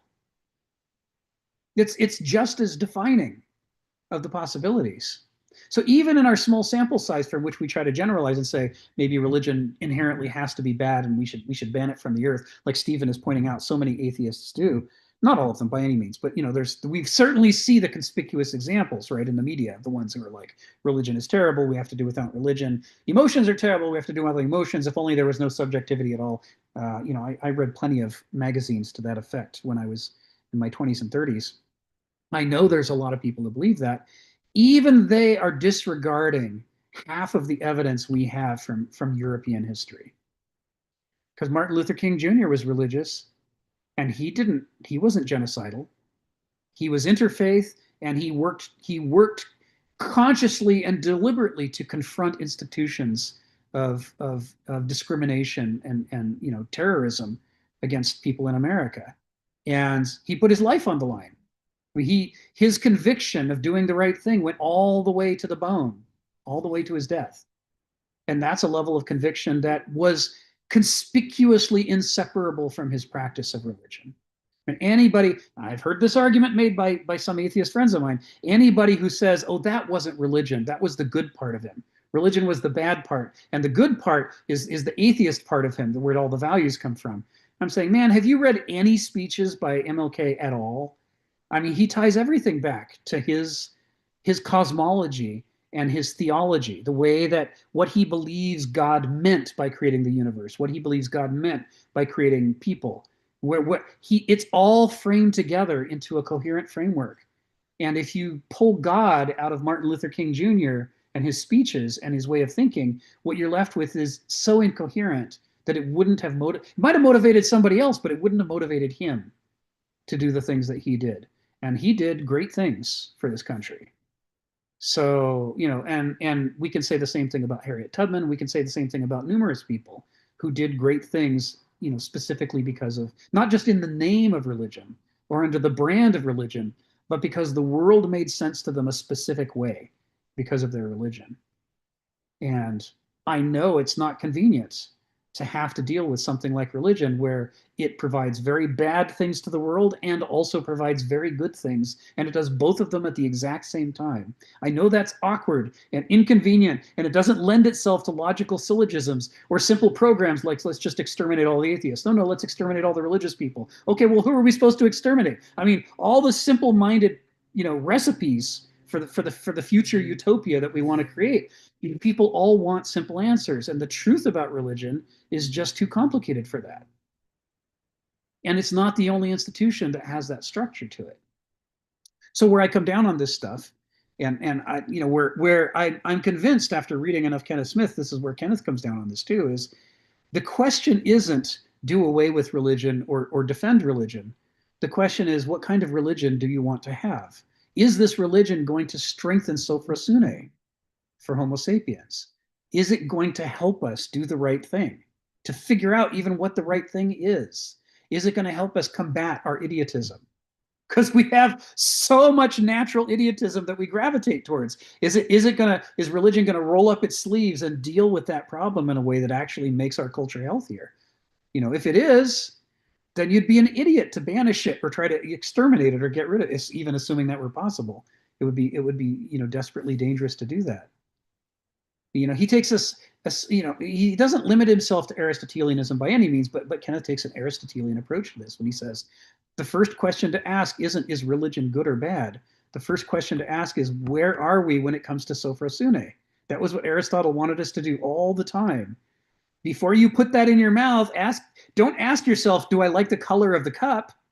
Ask yourself, is it food or is it poison? Well, how come you don't want to talk about whether it's food or poison? It's the first important question to ask. Generalizing about oh my God, you called it religion. I hate religion. Oh, you called it religion. I love religion. It's completely missing the point of, was this healthy or not? Because if you don't start there, what the hell are we talking about? We're a species that desperately needs help on this question of orienting towards what's healthy for us. And so that's always got to be the first question. And that's why I don't come down either way on the question of religion. It's like it's too broad a question. It's an easy question to ask, but I think impossible to do justice. To quote Socrates, it's not possible to do justice to the rights of the question when it's framed that way. So I thank you for bringing it up, though, because we're perennially presented with this problem. Ari, come off mute and tell us what's on your mind. I think I'm going to do something that's perfectly in line with this group, which is I'm going to give an answer to the religion question by not really giving an answer. But I like the idea, and to some degree, I'm thinking of people like Will Durant or primarily Jonathan Sachs in his book on morality, and essentializes that Darwin said this in The Descent of Man, that things like religion, there must be some cooperative enterprise. Genes can't be purely competitive. And I think what we're saying here, which sophra sune might be, I'm curious if Kenneth Smith would really agree with this, but I think he's using religion in this framework, and then I'm making my own expose on it. So I'm trying to keep Kenneth in mind. But essentially, he's saying that religion, like a lot of these other great thinkers, are saying that it's played almost an adaptive value in evolution for all societies. Or what do you want to call religion? I'm not exactly sure religion is the right word. I feel it's a modern, overly reduced term. So this is my escape valve. It's not religion. It's something grander that we're just giving it a flatlander name, even though it's a multidimensional object. But essentially, it's a sophra sune tool between competition and cooperation. And that if you look at Darwin's model, he says that this is his own critique of the adaptiveness, the fitness model, is that it becomes purely competitive. And we see that nature is not like that at all. It's full of cooperation and paradox within those two, that dialectic, that palentrophos. And the idea is that religion seems to perform the cooperative element of society. And what we're really saying here with the medieval version of it, it hijacked religion from being this cooperative force in culture to actually just being another hierarchical competition force.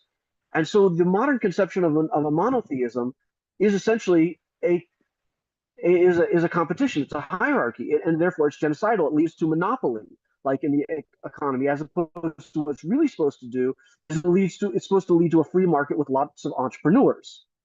And so this is where the ancient version, there was never religion, there was never a war waged in the extermination of someone else's religion. They didn't do that in the ancients. Religion didn't do that. It served more of a cooperative venture, and it didn't stray into the realms of competition, which oftentimes summarized as the institutions of economics and markets and the institution of politics. Those are both competitive enterprises, and the thing that keeps them from growing out of control with too much inequality is you have some sort of religious enterprise, and maybe I would generalize this definition as shared narrative of mythology between peoples. They have, because the idea here is another idea called thin versus thick, that politics and economics are hierarchy based, and they're how do I say this? Right? There's winners and there's losers, and they're goal based. Essentially, they're goal based. This is the point I'm trying to get to. And in the brain, this is nice. The neuroscience that I learned, the brain can also be overly reduced to the narrative mind and the experiential mind. And this also relates to what is the narrative is our identity, and often experiences can be within it's more complicated. But anyways, there's two different palanthroposes that are going on here. They have a complex relationship. There's the narrative self that's usually used with words and thoughts, and then you have the experiences that sort of supposed to match up with that. And the other version of this is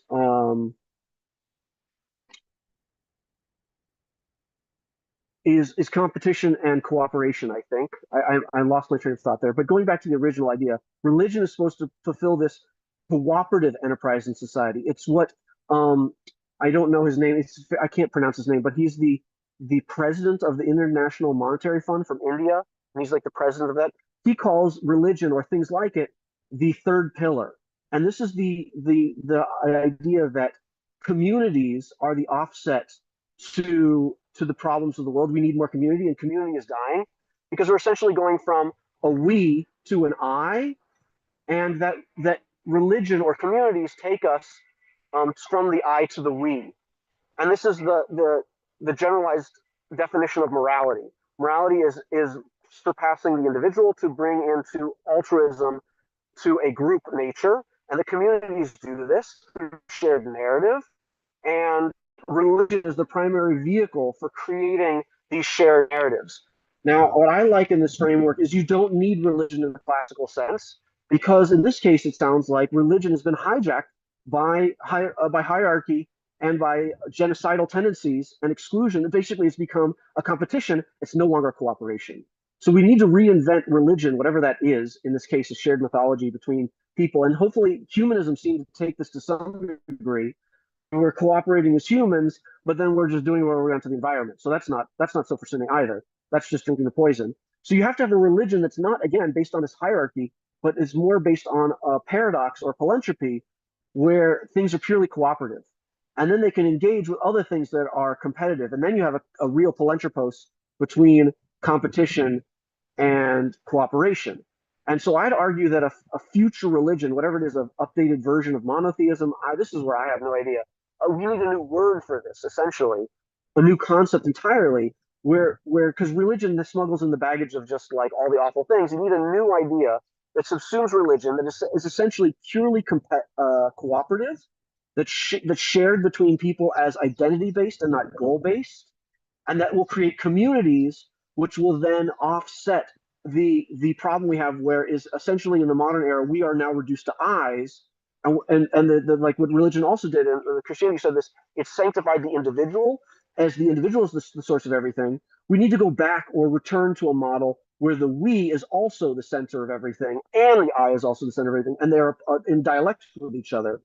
And essentially, we go back from being pure I's to a we, and you do this by creating communities, and essentially something like a religion where we can have a shared narrative, where we can create essentially a shared future, belief in a shared future. That's what the narrative purpose of these things are, right? But we have to match up with our actual experiences, where we're not actually like slaughtering each other and saying, hooray, God is now happy, or Jesus is now happy, when he's probably smacking his forehead. He's like, no, I didn't want you to kill anybody. You got it all wrong. You're not supposed to make palaces made out of gold, right? So I think that's a good place to stop. Thanks for letting me get my full ideas out there. Thank you, Ari. I saw you got your philanthropy on there, and it's yeah. I mean, this is it's not that philanthropy is always the answer to every problem, but rather that philanthropy is such a common solution that nature uses to solve problems that it's astonishing how rarely people deliberately cultivate it as a solution for problems. At a minimum, philanthropy is an excellent way to break up our otherwise sort of relentless tendency to oversimplify. by putting things back into context with each other. So, for example, we can ask ourselves, especially when we have Sofrosune introduced into the discussion, we can ask ourselves questions like, does this form of cooperation lead us to a cosmos or to a chaos? Or more one or more the other? And that's a question we can't ask if we always think that cooperation is always the answer. As somebody who's been at committee meetings for 40 years, I can tell you a committee meeting and getting everybody involved in the discussion is not always the solution. And there are plenty of committee meetings that make everything worse. And I'm speaking of some that I've been on where I've contributed and I've made things worse because I relied too heavily on the group consensus and not enough on where was health, what was Sofrosune in the situation. I'm going through a process in the last 5 years of going back through some of the standards documents that we generated 30 years ago and seeing the places where I went wrong because I was so focused on cooperation that I went with the sense of the group and not with, does the result actually make sense? You can ask these questions. Does this cooperation lead more towards cosmos or more towards chaos? Are we actually, to use Stephen's terms, are we generating centripetal force that makes us into a functioning, healthy organism and also allows us to be healthy as individuals? And this is what you were talking about, the polyntropy between the one and the many. And it's very valuable. And you can ask the same thing about competition. You can say, is this a competition that makes us healthier because we're egging each other on to do better? We're overcoming our complacency and rising to exert ourselves to do better. Or is this a destructive competition in which we're tearing each other apart so that afterwards there's no winners and we're all just damaged and we can't work together anymore, and now there's no possibility of a cosmos? And both forms of competition exist. So what you want to do is harness the healthy competition to the healthy cooperation, so that between them, each of them is pushing towards, within the polyntropy, each one is pushing towards Sofrosune from its own angle, and you get these two different dimensions of thought. But what you don't want to try to do is harness either destructive cooperation or destructive competition into that polyntropy, because it'll wreck it. It'll wreck itself, and it'll wreck the polyntropy, and it'll absolutely forestall the possibility of a cosmos. And these sort of distinctions are really easy to talk about when we have the Greek. They're really, really hard to talk about if we're restricted to English, where English just doesn't make these distinctions. And the way we think about the world just has this tendency to fall into simple flatland categories. So thank you for bringing the polyntropy back into this. And it's certainly all throughout this discussion in chapter 6. He's constantly referring to polyntropy indirectly. And when you read the paragraphs 2, 3, and 4 of chapter 6 with in mind of Sofrosune and in mind of these polyntropes, you can start to see throughout where he's talking about a given flaw or a given strength is a flaw or a strength because of how it contributes to or destroys the possibility of a polyntropy leading to a cosmos. It's an interesting way to read Kenneth. And I didn't read these things that way 25 years ago, 26 years ago when I was first reading them. It's something that I've only learned to do over time in being exposed to more of Kenneth's stuff. He doesn't talk about them directly as much. From time to time he does, but not often. Ginny, come off mute and tell us what's on your mind. Because since we're at the after the hour, I hope you don't mind me bringing this up. It's kind of a tangential topic, possibly. But I read an article just a couple of days ago in New York Times about this 25-year-old who blew up Palm Springs fertility clinic. I don't know if you read about it or heard about it. Apparently, there's a small minority of people who are, there's an anti-pro-life kind of a group that are moving. They call themselves, I guess there's sort of a fringe intellectual life-gaining adherence, a form of utilitarianism. What they're basically saying is that birth should be followed by a quick consensual death. What they're saying is that because life is very very difficult to live, and there are so many unhappy experiences that a human being makes lives when once they're born. Why not just be done with it? And so I'm thinking, and this is a young 25-year-old. So if this kind of movement or thinking takes hold, what's going to, I mean, how can we get these young people to think more positively about what life is, anyway, it was kind of disturbing for me, and it just Yes. thinking about it quite a bit here and there. Yes. Yeah, partially it puts me in mind of Logan's Run, from the 1970s, that film, in which Logan's Run? yeah, where people are executed at age 30. It's a youth culture, and they're obsessed with being beautiful and healthy and young, and they talk about how expensive it is taking care of old people, and so they create this dystopia where only young, beautiful, healthy people are allowed to exist, and at age 30 they voluntarily allow themselves to be executed so that they can maintain this perfect, beautiful society. It's Logan's Run, yeah, and it's a dystopia, right? It's not a utopia. It's not. They go into it thinking that they're creating a utopia, but anybody who watches the film goes, "Ew, no, that's not." Old age exists for a reason. Who's going to have experience to have perspective and understand things? Being being being ill and struggling and suffering is a small price to pay for being a little more wise and a little more able to share your experiences with people who otherwise have no chance of having them. And for people to think that life should be only good, happy, fun, Right. I mean, Right. they don't have tolerance for anything negative, sad. That in itself is not good. I That's mean, right. That's right? right. I mean, Yeah. we learn so much through struggle, and Yeah. and also struggle is a natural consequence of being finite beings who make mistakes in a complex world. If we're supposed to never be unhappy, that means we're supposed to never make a mistake. But what are we, gods? How are we going to avoid making mistakes? We there has to be room for us to deal Yeah. with a complicated world that makes us unhappy sometimes. That's just got to be part of the culture. I agree with you.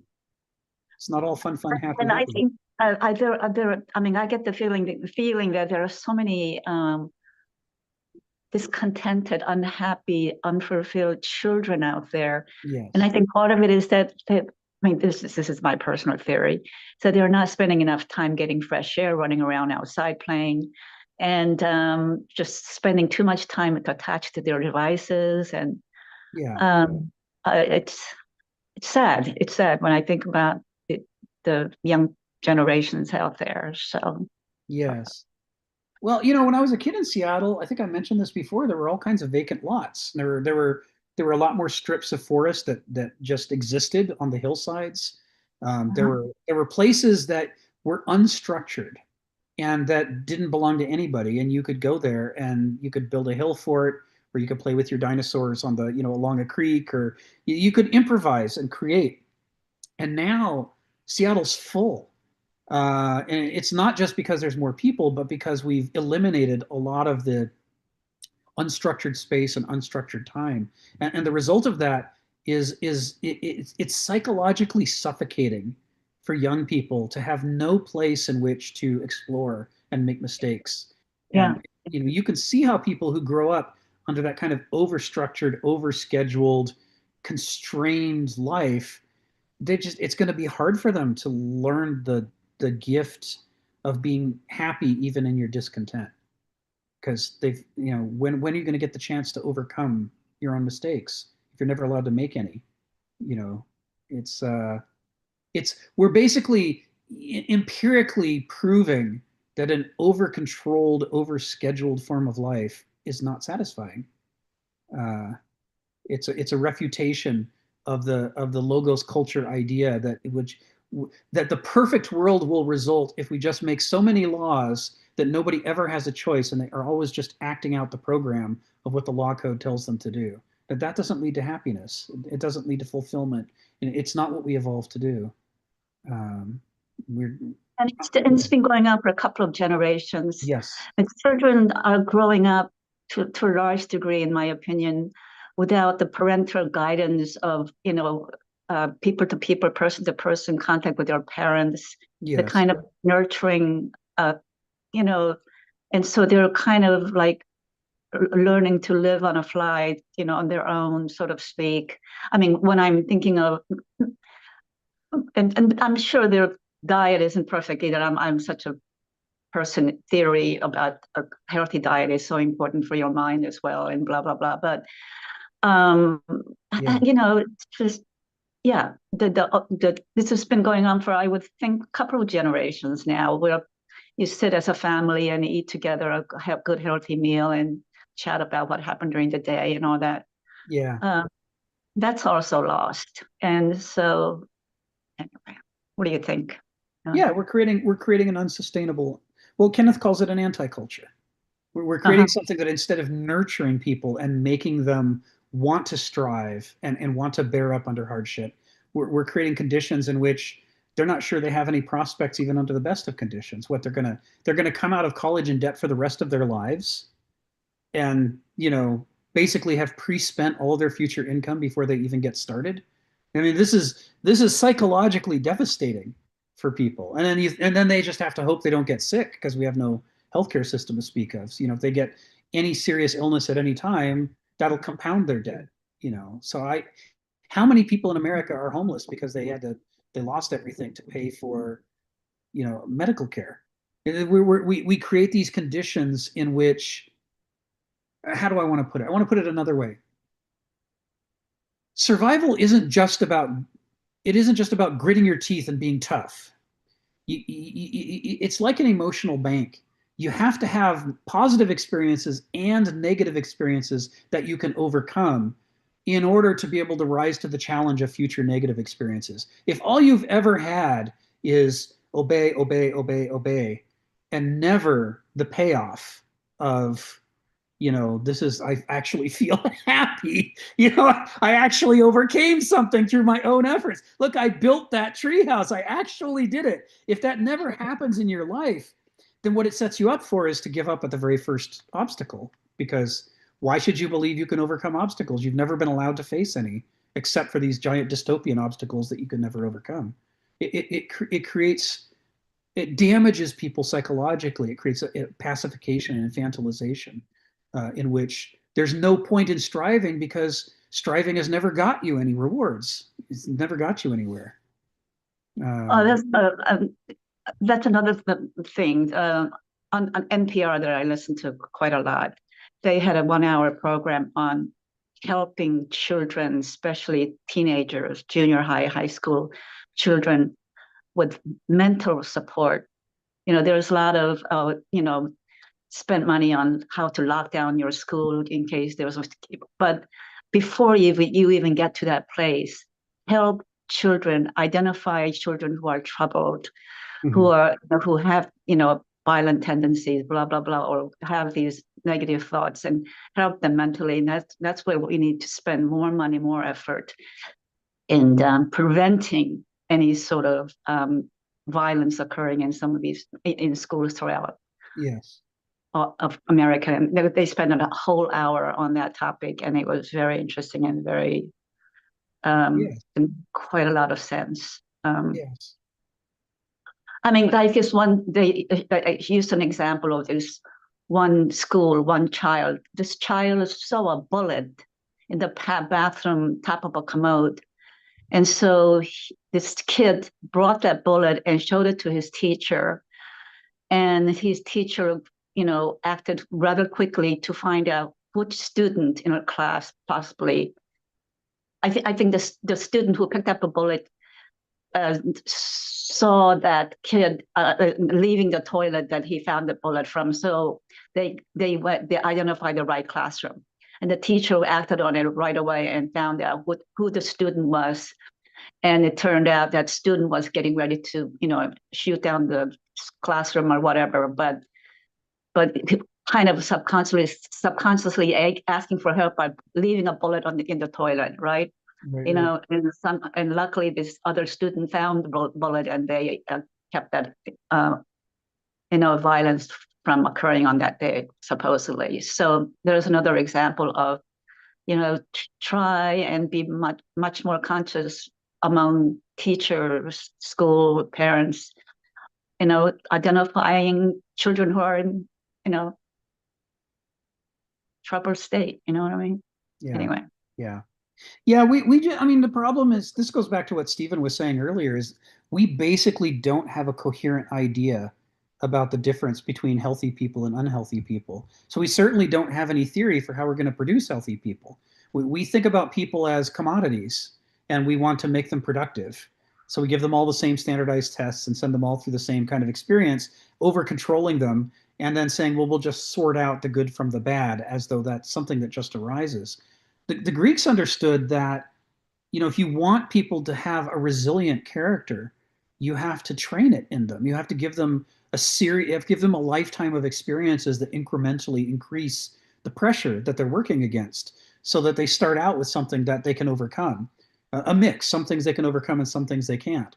And then that sets them up to be able to, what the successes set them up to be prepared to try to take on a bigger challenge. We saw this in traditional Okinawan martial arts dojos. The way that you teach people to be tough isn't on day one to have the black belt come and punch them in the face and say, there, I taught you a lesson. This might as well be our modern theory of education. We're just going to test you, and you'll either pass or fail right out of the gate. There's good people and bad people, and we'll throw away the bad people and we'll promote the good people. But that's not how it works.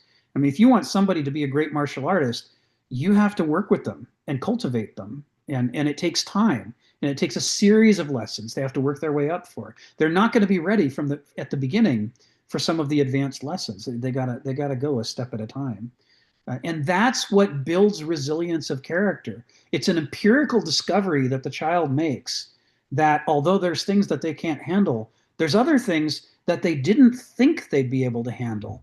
But when they actually come to it, they discover that they can. And that gives them the courage and the curiosity to make them want to engage with problems and to strive and to do more. If all they meet from the beginning is just defeat and over control, they never learn anything and they quickly give up.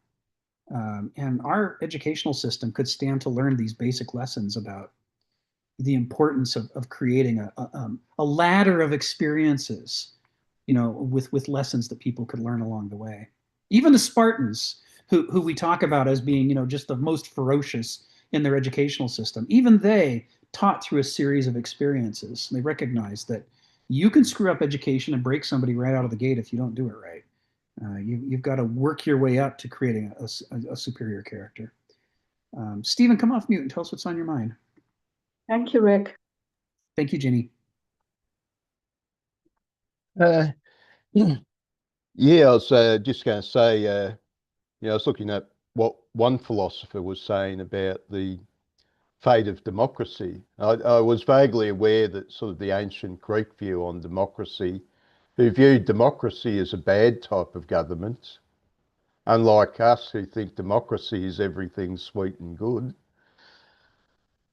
But what they were saying is the polis will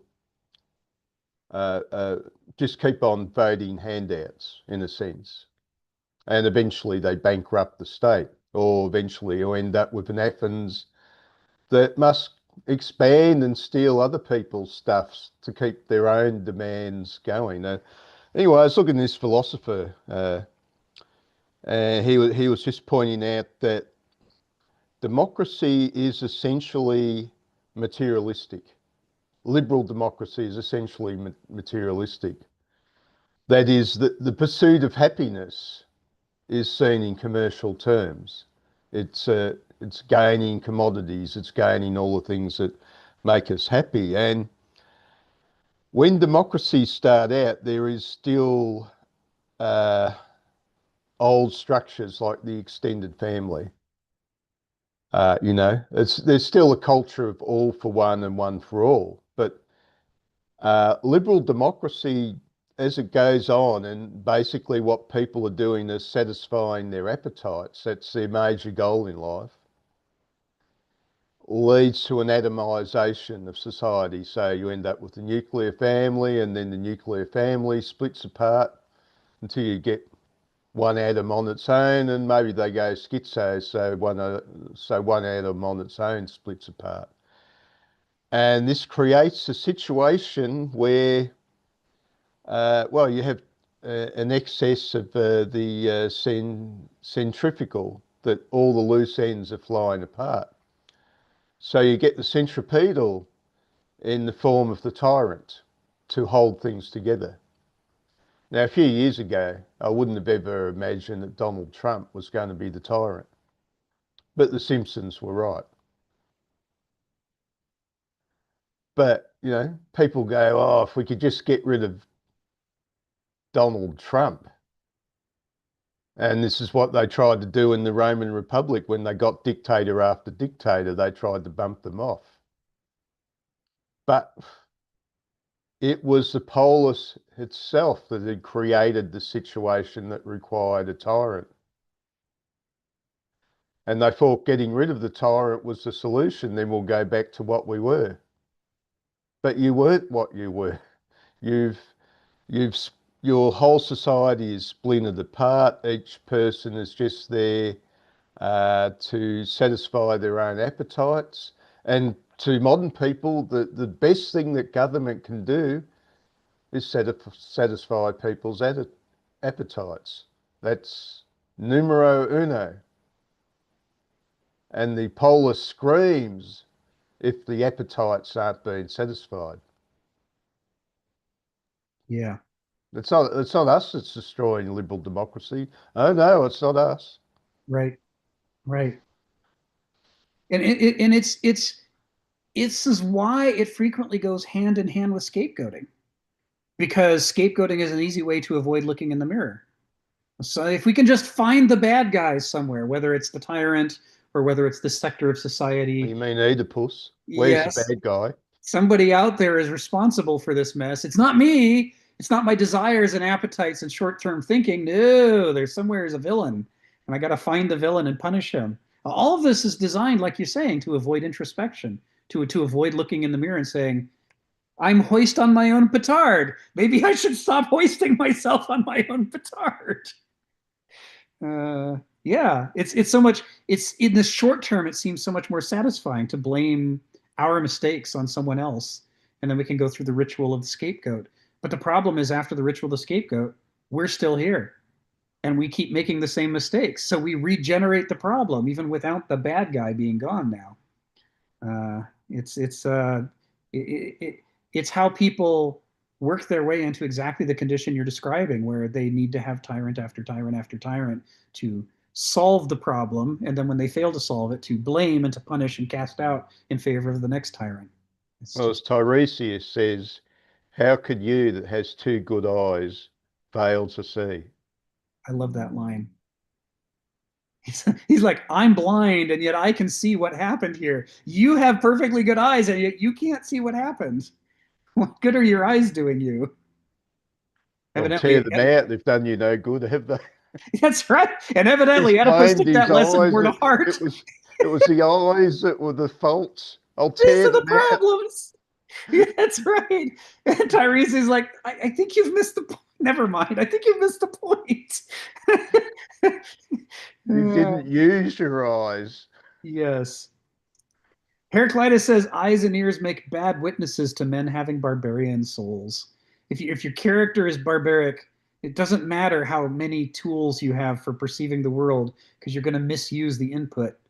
You're gonna torture it on the Procrustean bed of your mind, and even a man with a telescope can misunderstand Jupiter and its moons. It's yeah, I'm with you, Stephen. It's right on. So let's, in the time remaining, let's see how much of paragraph 4 we can get through. Now this first sentence of paragraph 4, we really need to put quotation marks around Judaism, because we're not talking about the actual state of Judaism at the time of Jesus. We're talking about Judaism as depicted in the Gospels, right? Where each of the Gospel writers has an axe to grind, and it's a different axe. Each of the Gospel writers has a different take on what the future development of Christianity should be, and so each one depicts contemporary the Judaism that's contemporary of Jesus in a different way. Mark shows it differently from Matthew, who shows it differently from Luke, who shows it differently from John. So in no case here are we talking about the actual Judaism of the time, particularly because the best evidence we have is that Christianity started as a sect of Judaism.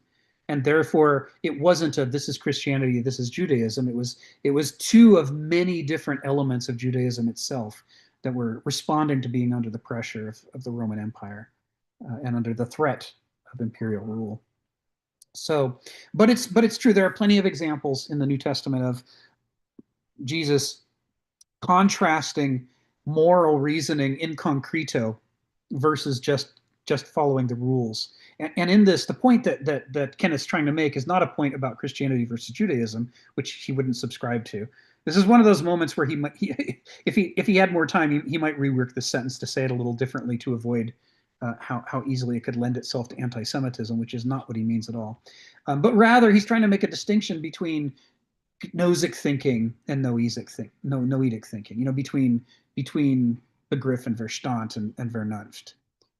And as Hegel says, to abstract is to be in error. So if the way we reason about the world is always restricted to what does the law say, what do the rituals say, what is the literal reading of the text, then we're going to fail to do justice to the spirit of the original ideas, the moral ideas underlying it. To bring them to life, we have to apply them in concreto. You know, we have to, in Socrates' words, do justice to the rights of the question in front of us, not just hammer it into the shape of the same, you know, logical syllogism.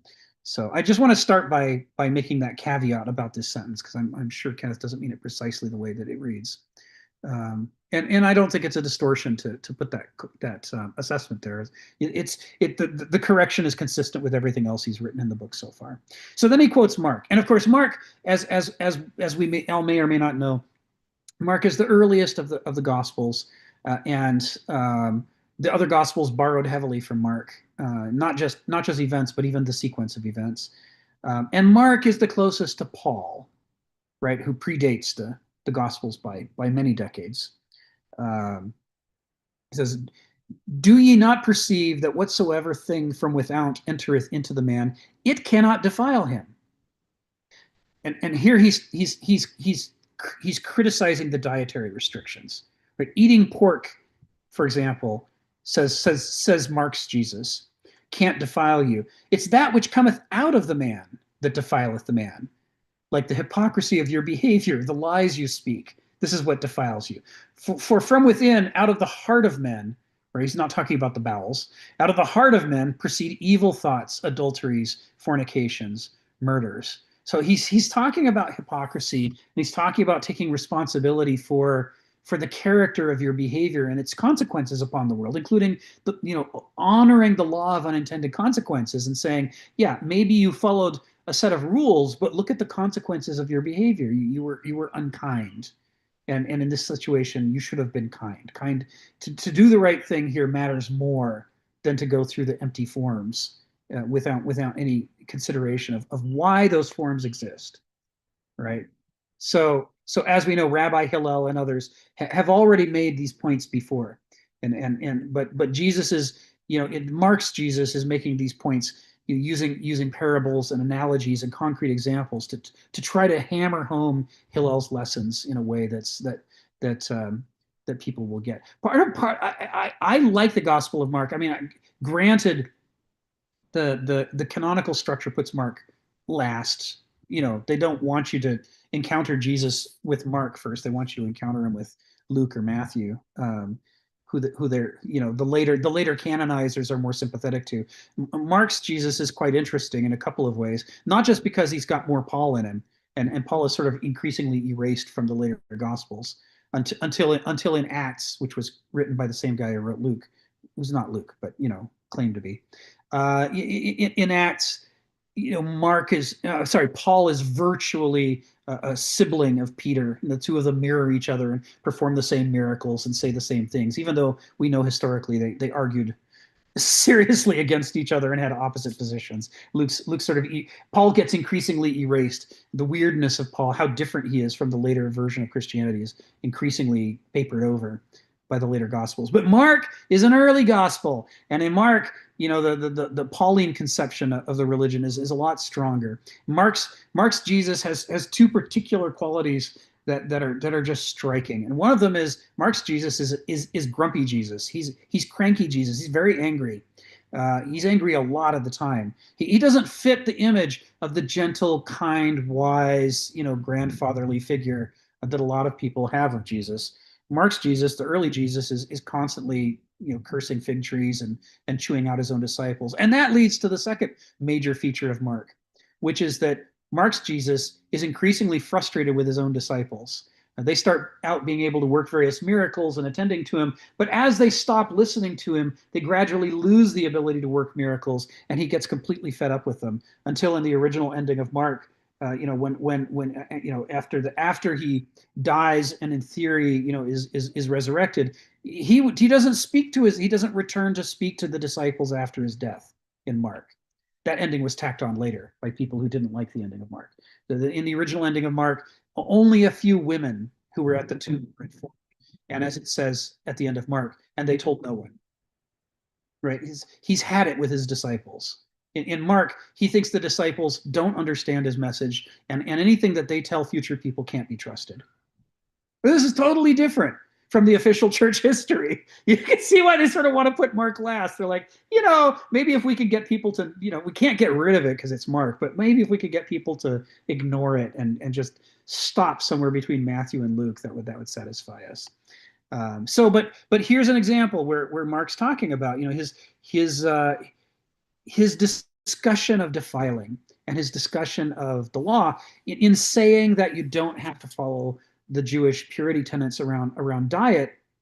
He's echoing Paul, who had this argument with Peter.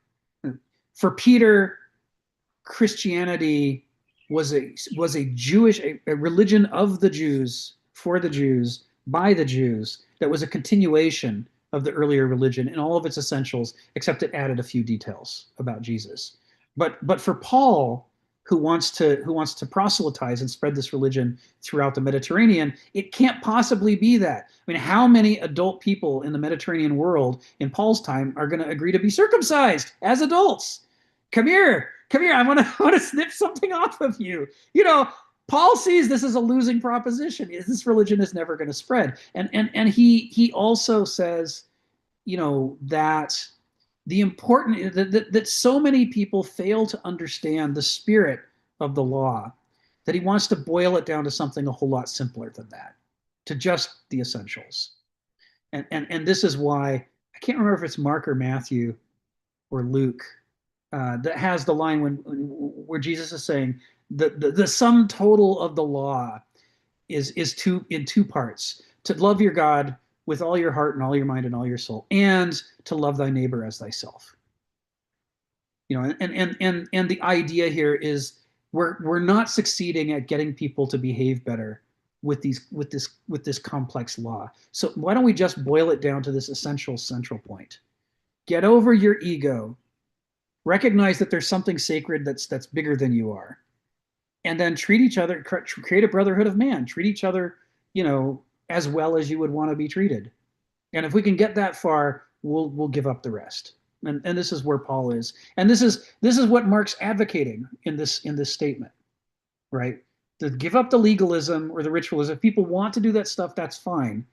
That's optional. They can do it or not do it. But what's not optional is that they have to be true to the heart of what Jesus considers to be the Jewish message of treating each other ethically, of being ethical with one another.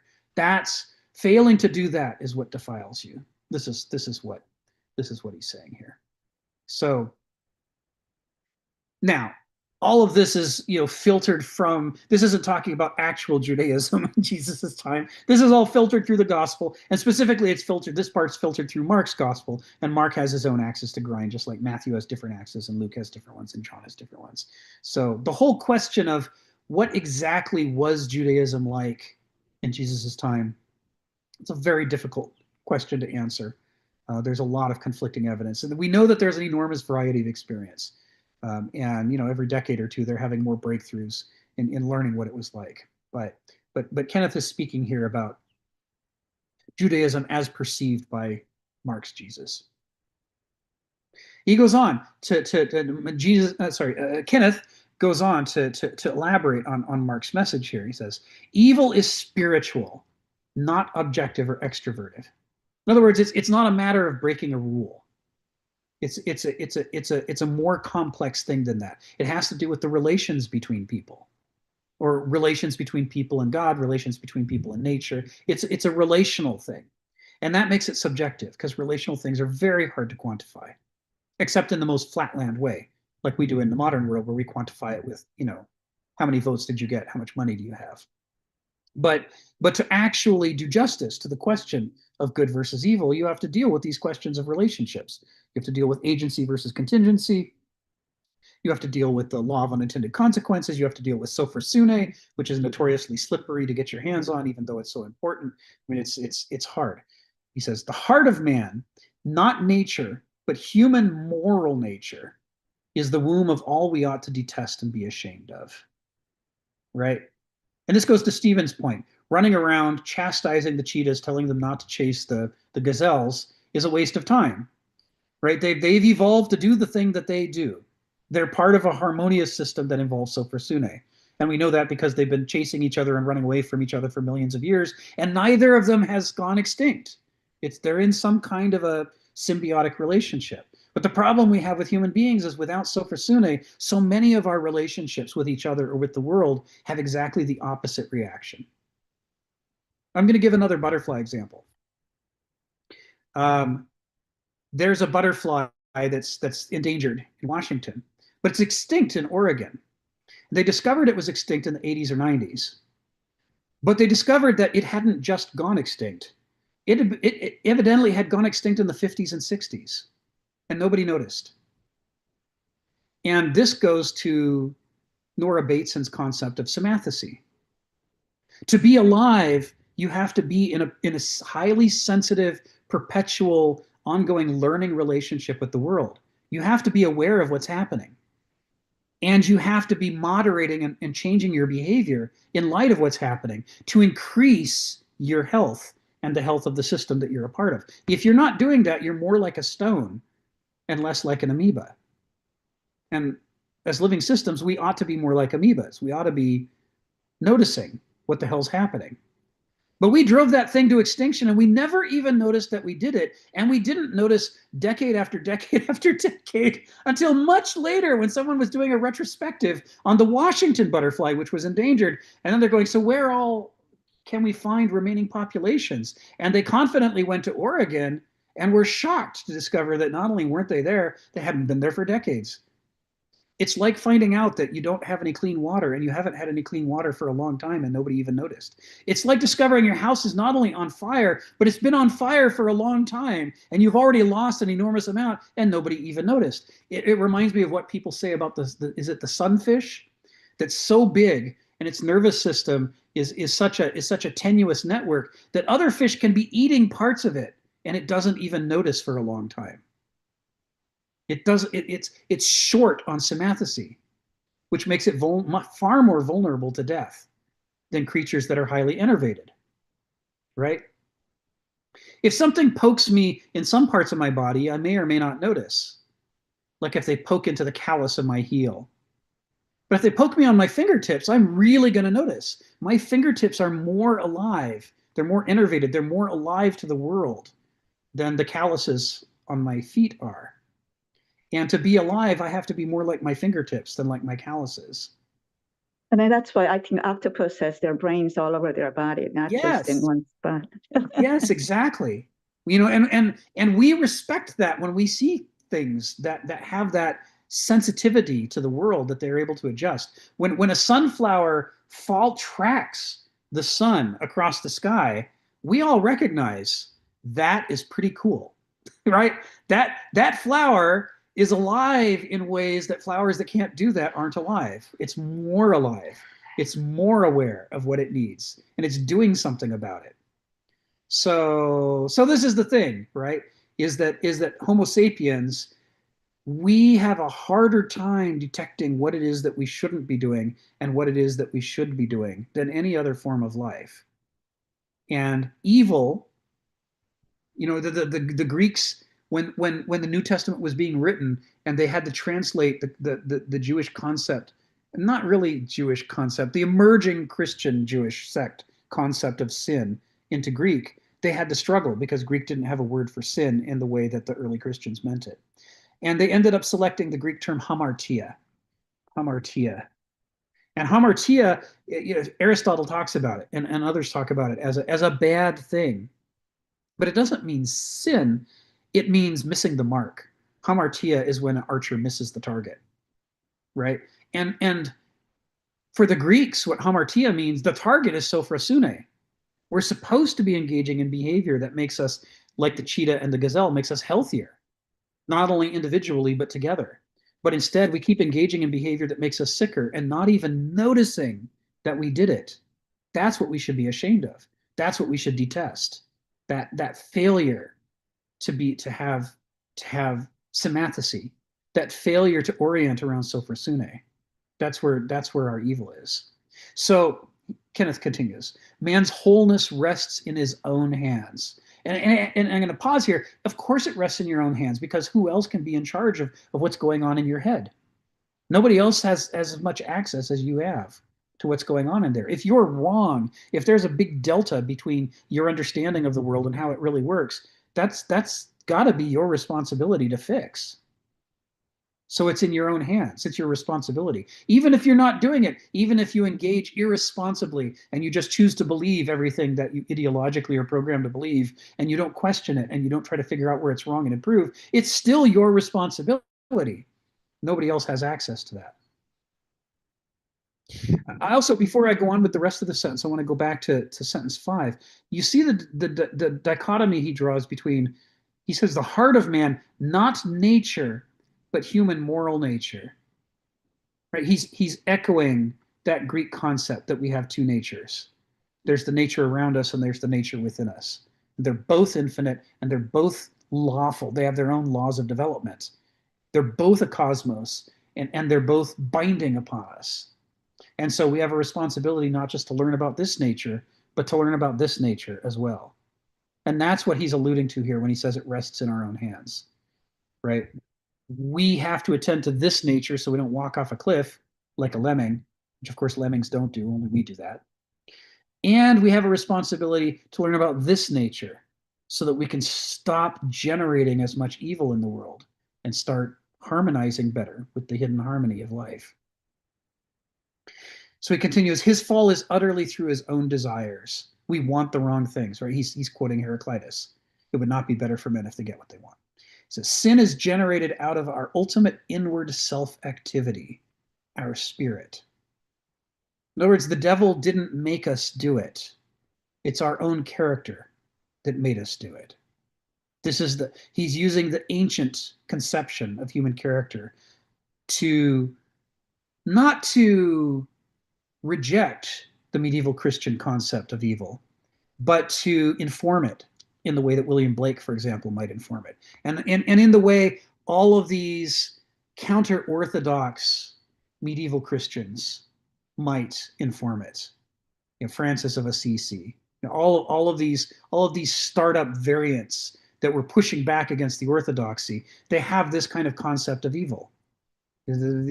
Exterminating bad guys and blaming everything on the devil, might satisfy the orthodox canonical position where they've got a bunch of armies and swords and they want to use them to spread their religion. But it doesn't satisfy people who are trying to get to the heart of what they consider to be Jesus's teachings, which they see as nested within an ancient concept of the world. And I'm going to call on Joe in just a second, but I want to underscore this point. That this critique of Christianity, this variation on Christianity, this version of Christianity, is implicitly arguing that Jesus and early Judaism make the most sense within the context of the ancient world that they're critiquing, where they're pointing out the ancient world's problems and how to improve on them.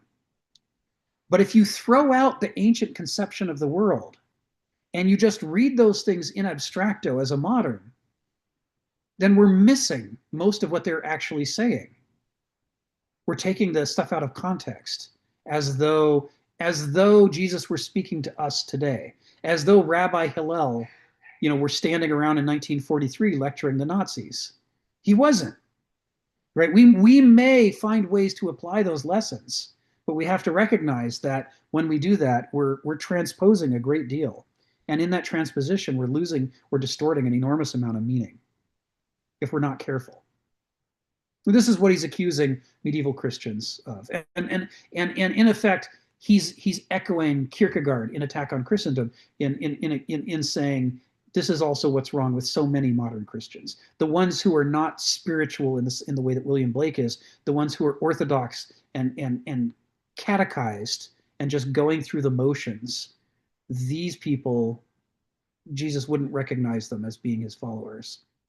And that's why it's hilarious that he's quoting Mark, because in Mark, that's exactly Jesus' critique of his own disciples, who he's pissed off at and constantly leaving behind and not explaining things to, because he's had it with them. So you guys are not getting the point of this.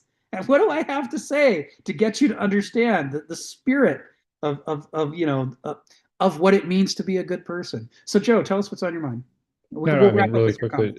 Yeah, just no, I really appreciated that last point of the idea that we pull things out of context and actually, bring it in. And I think that's done many times. Actually, that's done intentionally in order to maintain the current power structure. But looking at hamartia, if I said that correctly, were you using that in the term? And I like the idea because it reminded me of the Stoic archer. Right, but the Stoic archer's actually intention is good, whereas it can be either or, right? It can be either the intention is good or you're well intentioned, or your intention is obviously more for your own self gratification.